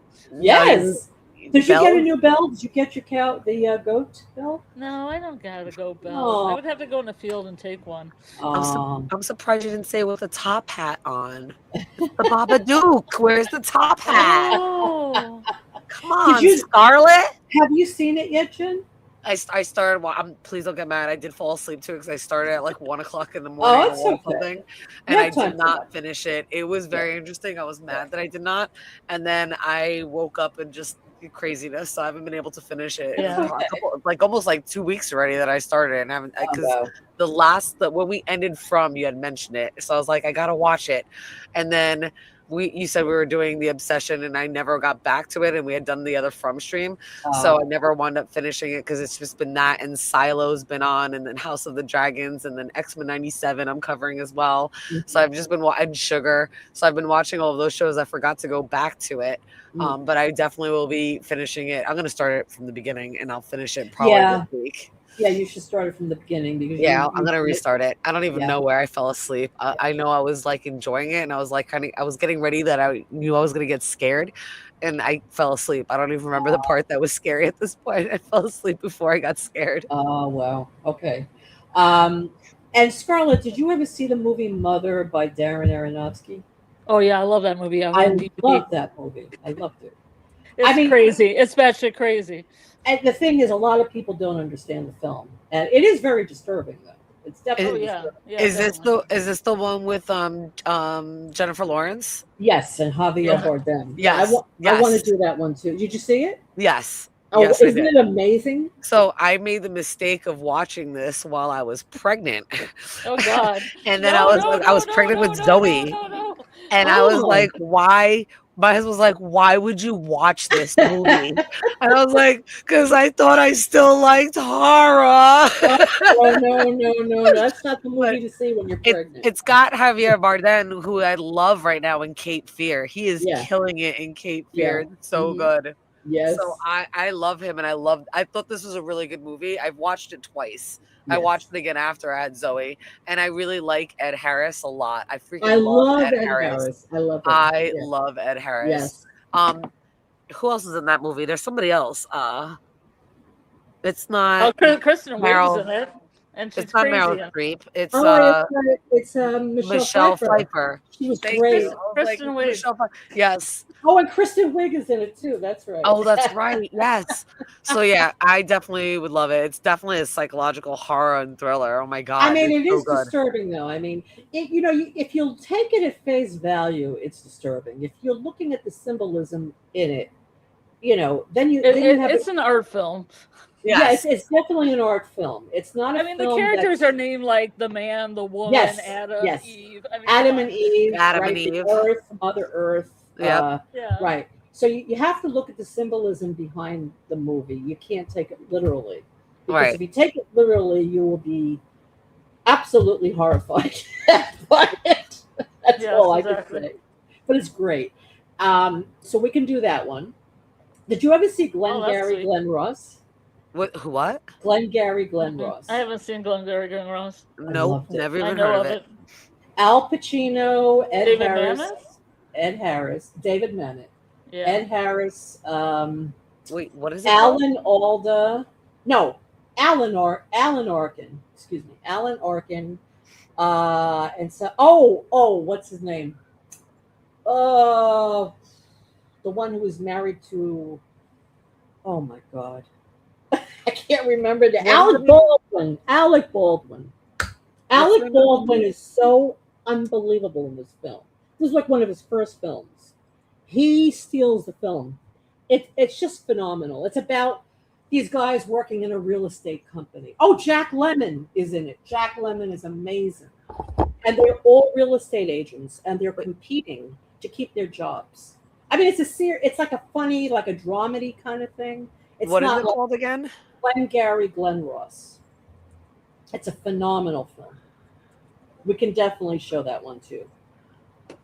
It's an older 1992. Film. So great. I don't think I've seen this movie. It even has Kevin Spacey in it. Kevin Spacey is in it too, and he's fantastic. Yes. Al Pacino, Ed Harris, Jack Lemmon, Alec Baldwin. Yep. I don't know if I've ever seen this movie. Phenomenal. Alan Arkin is in the movie. I love him. I love him too. Yeah, we'll do this one too.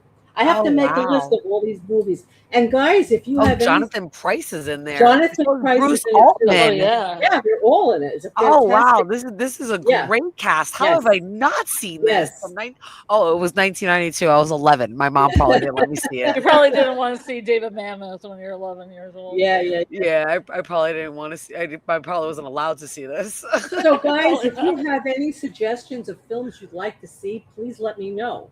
Because we're open to showing all kinds of films.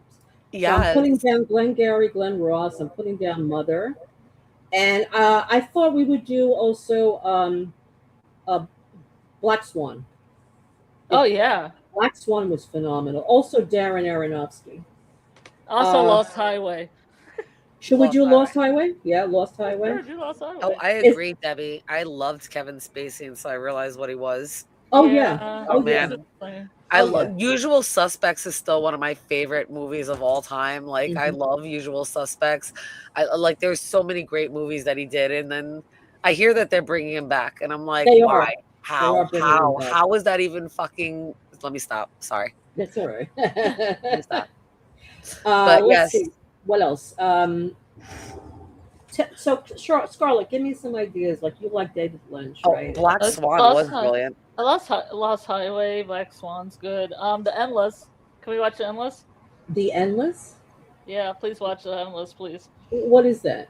Is that one of the movies that we watched together that you told me about? No, that was Centronic, but The Endless. Oh, Centronic, but you told me Endless to watch Endless right after Centronic, and I don't think I ever did because you told me about The Endless.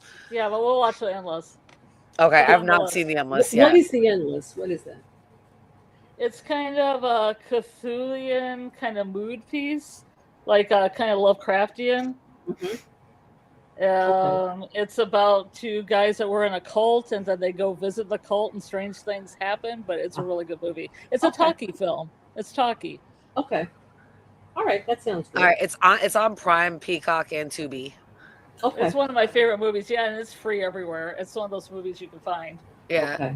The movie follows two brothers who return to the UFO death cult. They escape as children, only to discover the cult's bizarre beliefs are terrifyingly real. It deals with complex, mind-bending concepts like time loops and unseen, unworldly entities. Or otherworldly entities. That's really spoilery. Is it? Yeah. That's the synopsis. Yeah, I know. It's I wouldn't know because I haven't watched it. I just read the synopsis. I'm sorry if it was spoilery. Debbie said The Ritual. Okay. I mean, it's not your fault. The Ritual's really good. Wrote it. What's The Ritual? I forget who's in The Ritual. I'm bringing it up now. That one I also watched while I was pregnant. Same kind of concept. The Ritual I watched again. I loved the horror movies, and then I started not to while I was pregnant because I was scared. I'd never been scared before in my life. It's on Netflix, The Ritual. Okay. The Ritual sounds like folk horror. Hey, Incognito is here. We were talking about you earlier. Hey, Incognito. I was saying how much I missed you. Good morning. Buenos dias. Bonjour. Hello and goodbye. Yes, we're still on for a few Hola, moments. Incognito. Yes, Incognito. Okay, The Ritual. Oh, what about Hereditary? Oh, we should definitely do Hereditary for sure. Hereditary. You want to do Midsummer? You know, I haven't seen it. Is it? Yeah, I heard about it. Yeah, I love Midsummer. We should do The Secretary. Oh yeah, do Secretary. I don't know about that. I don't know if people want to watch that. You know who I like? And Debbie, I'm going to watch your video. I haven't seen it yet on Lars von Trier. I love him. Mm-hmm. He did Antichrist. He did Melancholia is my favorite. Nymphomaniac. Melancholia. Which one? Melancholia. Oh, Melancholia was fantastic. Yes. Europa was good. I've seen all of them. I have all of them on DVD. Wow. Look at you. Wow. I tell you, Antichrist blew me away. I loved it. Did you see it, Jen? Antichrist? No. William Dafoe. Oh my God.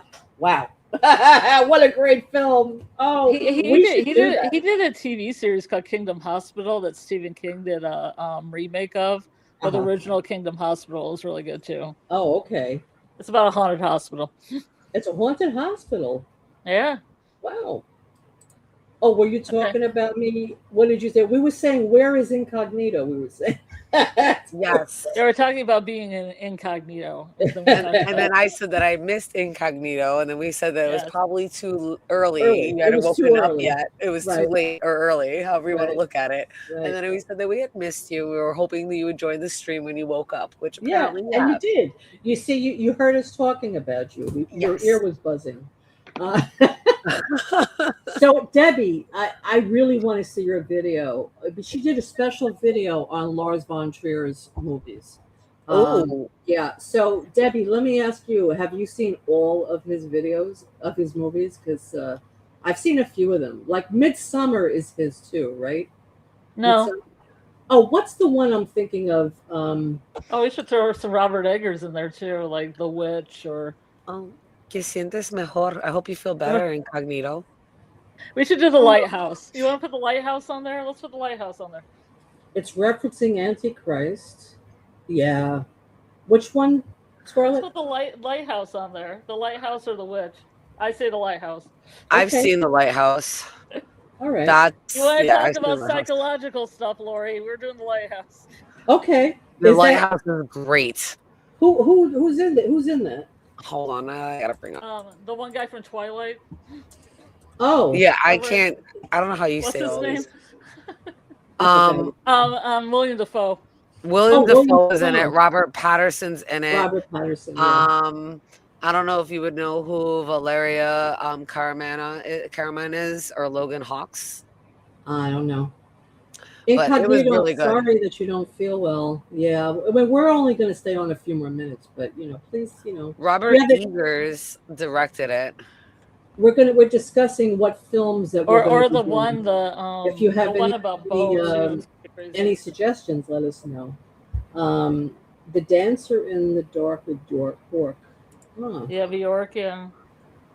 Breaking the Waves. I heard of Breaking the Waves. Breaking the Waves is a horrible movie, but it's good. It's a horrible movie. What?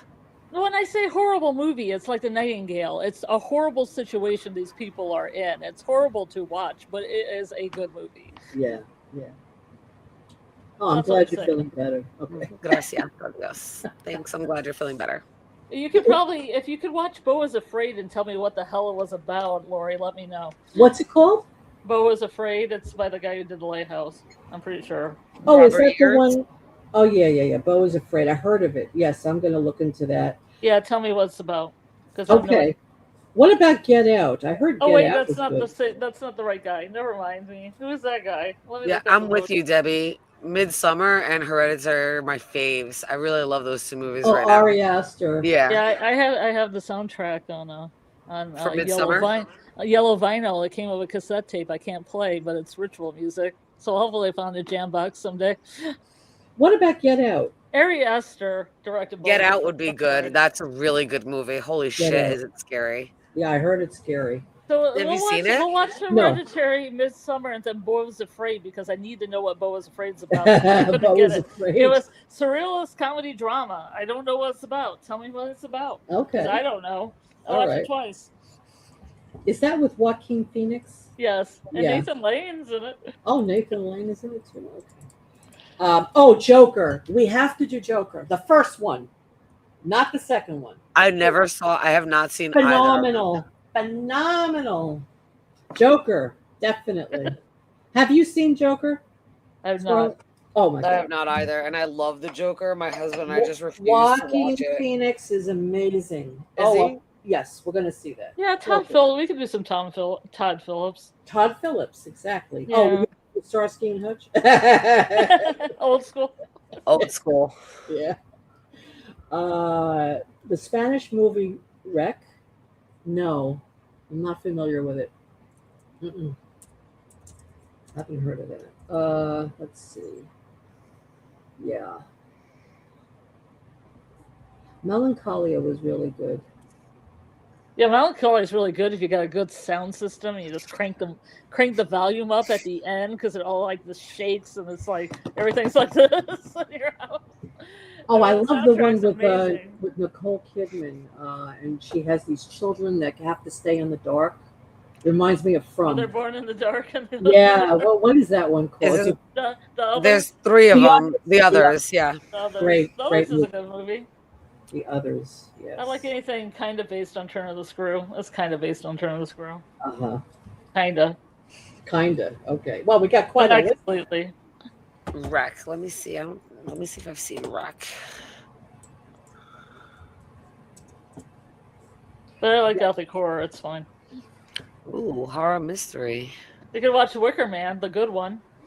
Wicker Man?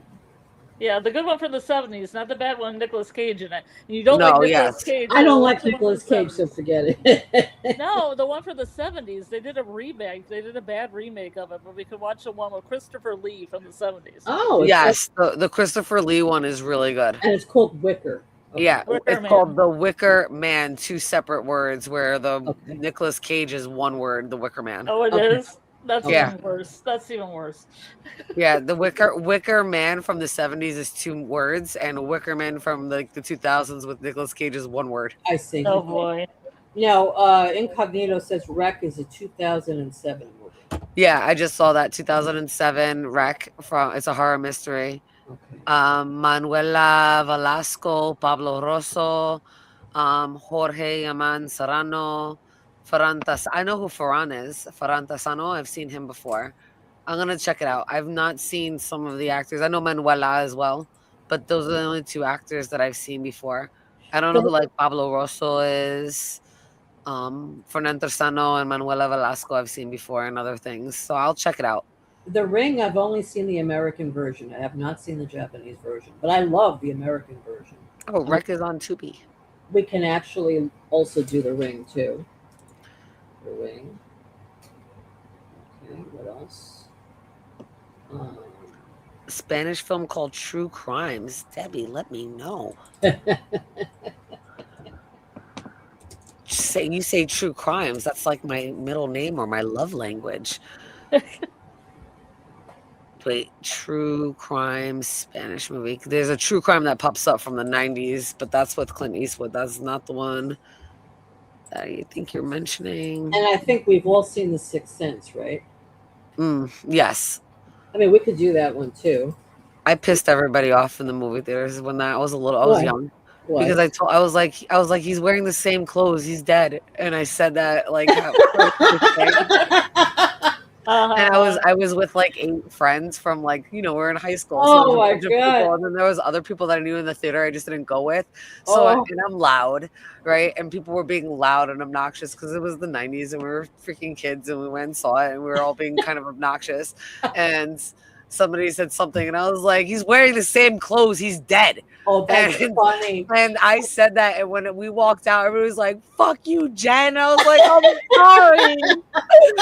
And I did the same thing with Fight Club. Like we weren't even halfway through the movie, and I'm like, "That's a split personality. It's the same fucking guy." I was like, "It's the same guy." They were complaining about something when the guy dies, the big guy dies. I was like, "They're never seen in the same room at the same time." Oh wow! And everybody was like, "Why? We never." And that's my parents. Like a lot of friends. Like my husband, same thing. Like I have to like put duct tape on my mouth when we. I was gonna say, and that was the last time young Jen was in a movie theater. Yeah, because I talk out loud when we say things. Like I've learned since that I'm not that way anymore. But because I know how to look for details and stuff. So I'll just mention details that are quite obvious sometimes. And in those earlier movies, like now things are a little bit more complex. Right. But in those earlier movies, things were just more obvious. And I would just state something that was obvious. I'm like, they're never even in the same room at the same time.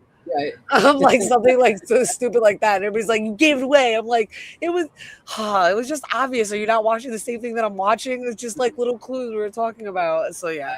But now I don't say things anymore. I just be quiet and I watch. Right. It's funny. I remember they had a revival of The Exorcist at Radio City Music Hall. It was quite a while ago. And I went and the film already had been maybe that film came out in the early 70s, I think. So yeah, the film had already been out over 30 years, but they did a special revival. So I went to see it with a friend of mine, and we're watching it, and all these young kids were around us. I mean, kids like 21, 22, and they were talking through the whole film, and it's like they were bored. I'm like, what the hell is wrong with people? You're watching The Exorcist. What are you talking during the film? I couldn't believe it. Come on, unbelievable. But some people, they can't sit still for a slower film, which is a shame. But anyway, so that was The Exorcist, which I thought was a great film, by the way. So we got quite a list here. I got like 17 movies we could watch already. Oh, good. That'll take us through December.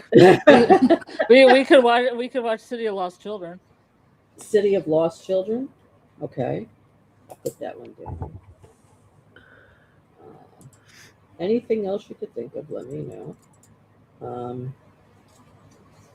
I mean, there are some films I haven't seen. I've seen a lot of films, but, some I haven't. What about Misery with Kathy Bates? Oh.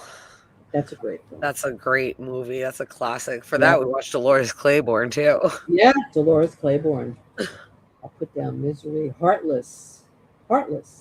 Doc says Heartless. Heartless is a good one. Okay, Heartless. I'll put that down. What else, Doc? What other films do you like?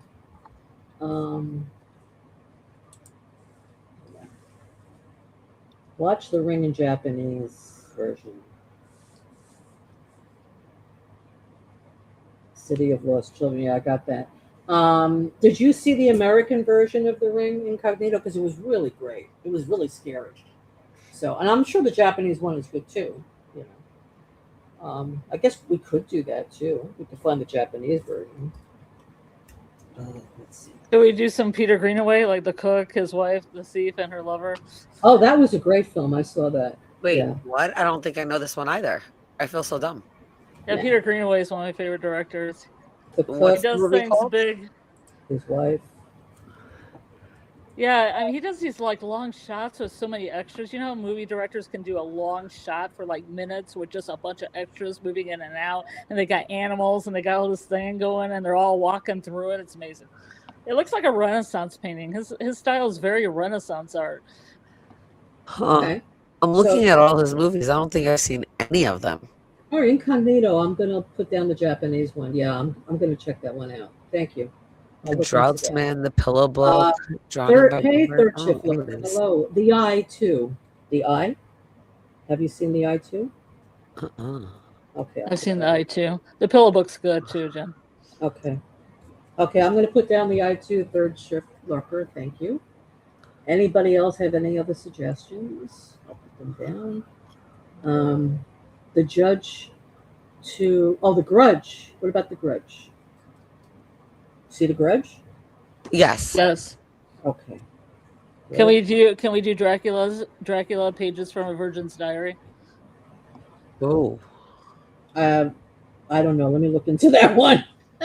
No, it's a Dracula is a ballet play done in a silent movie style by Guy Madden. Oh, interesting.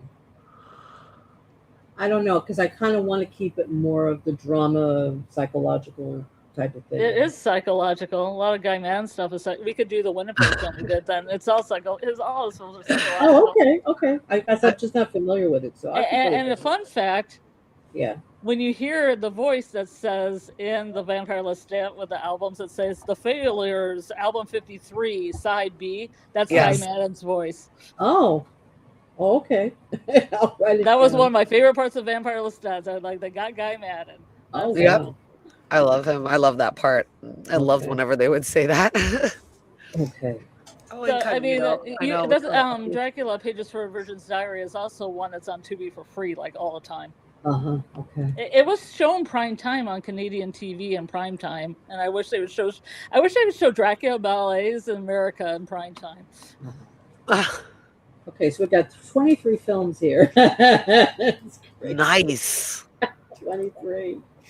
And I'm sure there are some also that I can think of that were. 23 is a good mystical number. Yeah, it is. It is. So, yeah. So, guys, if you think of anything else, let me know.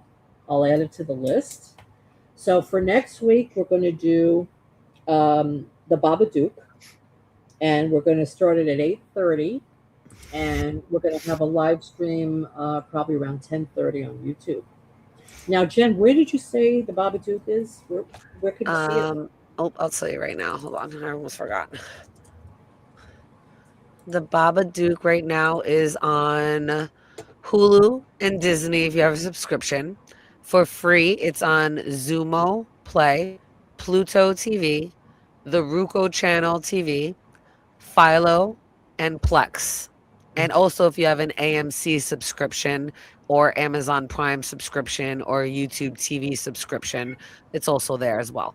Okay, great. So it's in so many different places. Yeah. So the way it's going to work, it's called a watch along, which means everybody has their own streaming device, whether it's your phone or your TV, and we're going to all start the movie at the same time.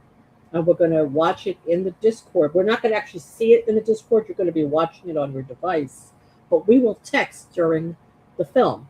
We will text. We'll use emojis. We'll do polls and questions and stuff like that. And then afterwards, we'll have a little bit of a talk in the Discord. And then we'll go to YouTube and have the main live stream there where we're really going to break it down.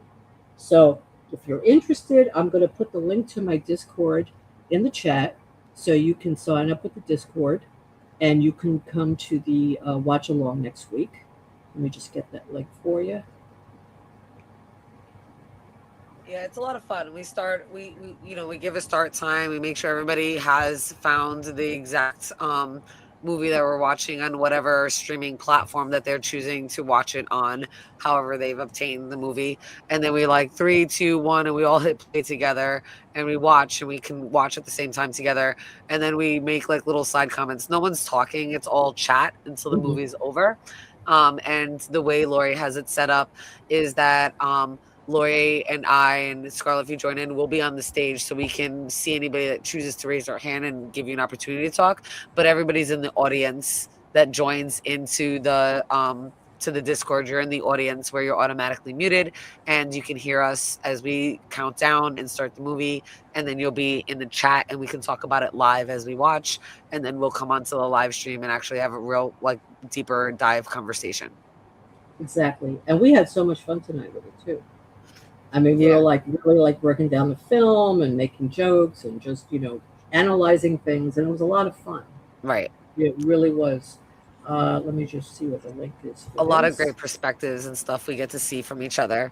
But we can't play it in the Discord, and announce that on YouTube or anything like that, because that's illegal and copyrights and stuff. So yeah, I mean, that's the problem. It's because what happened here.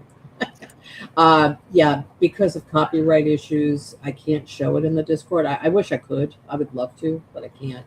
So we're going to have to do it this way. And this way we can watch so many films together and have so much fun doing it. It really is fun to do the watch along. We were in sync the whole time. We were texting and talking, and just expressing how we felt and everything. So it's fun. Okay, I'm just looking for the link to something. For your Discord, right? The link for your Discord? No, not the Discord. For the membership in the channel. Let me just. Yes. So, Jen. So the Babadook sounds good, right? And Scarlett sounds good to you, right? We'll do that next week, Wednesday. Yes, next week. Oh, next week. Okay. Next Wednesday. I thought you said the 5th of August. No, because Jen's going to be in Florida. Wait, no, I don't leave for Florida until August 10th. August 10th to the 24th. Oh, yeah. So this you Wednesday said August 5th. Right. I think you did say August 5th. Wait a minute. I'm looking at the wrong date. I'm sorry. Oh, yeah. Today's the 23rd. Oh, yeah. Okay. There you go. How could I put it in the calendar?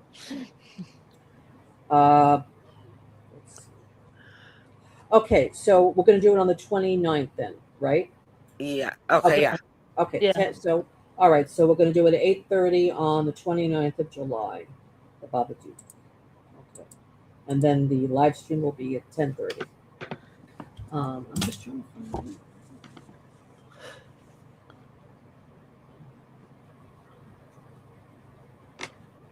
No idea where it is right now.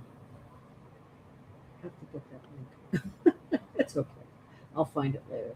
But so if you sign up to be a member of the channel, you will be able to have exclusive access to the live streams. Because what we're going to do is we're going to have a public live stream for only about 20 minutes. And then we're going to have another live stream that is only for members only, where we're going to do a major deep dive on the films and the TV shows that we cover. So if you want to be involved in that deep dive, please subscribe to the channel and be a member of the channel. Also, the Discord. The Discord right now is open to everybody, but we may actually make that more selective to members only also. So I haven't decided that yet. But definitely the live stream will be for members only. The real deep dive will be for members. But like I said, we'll have a basic public one for maybe 20 minutes. And then the deep dive is for members. And any membership level you sign up for is fine. I have 2 different members. I have a $3.99 watcher, and the analyst is $7.99. You can sign up for the $3.99. It's fine. And then you'll be able to be in those live streams. So that would be great. I'm just trying to find the link, and I don't know where it is right now. If you just go to my channel, you'll see the membership options, and you could sign up right there. And I think, I think we're done for tonight. What do you guys think? Anything else you want to talk about? Yeah. No, I think we did a good night. Good night, Doc. Good night, Doc. No. And whoever else is leaving. I think we did a Incognito. good job covering obsession and getting kind of into what was going on with this psychologically. I think we did a good job.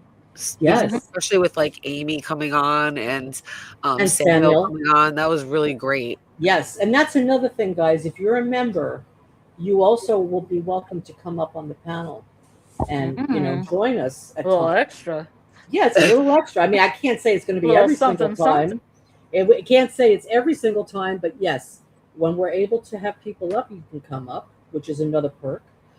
Debbie says, I was nominated for the Small Horror YouTuber of the Month. Yes, Debbie, congratulations on your nomination. I actually voted for you.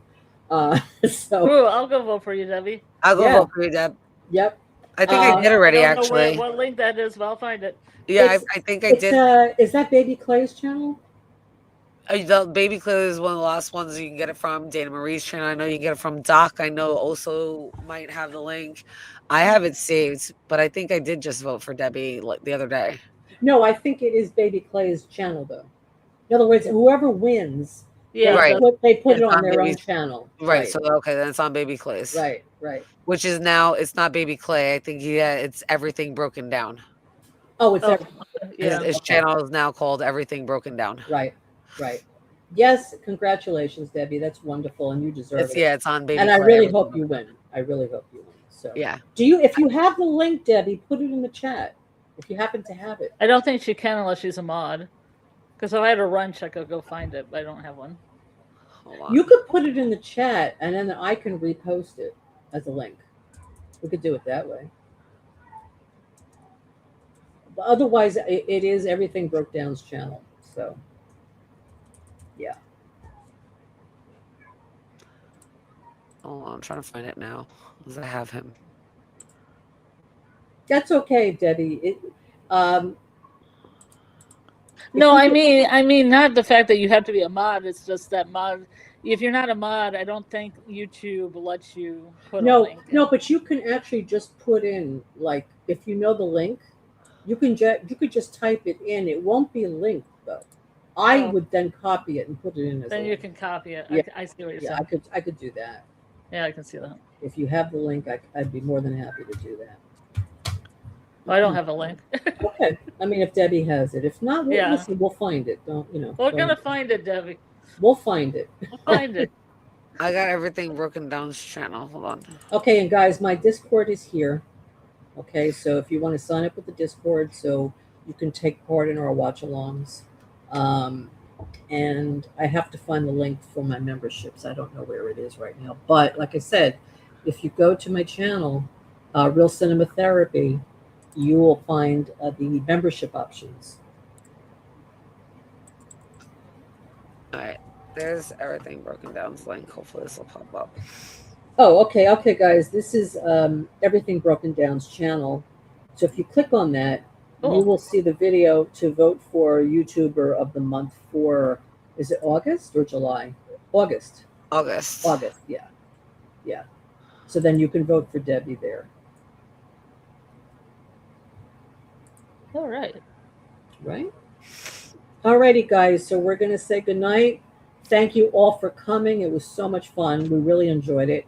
And we're going to see you next week for the Babadook, 8:30 and 10:30 on YouTube. Yes. Have a good night, everybody. Thank you for coming. Thank you. Take care. Good night. You're my obsession. You're my obsession. If you want, do you want me to be the have you sleep with me? Sleep with me. No. No.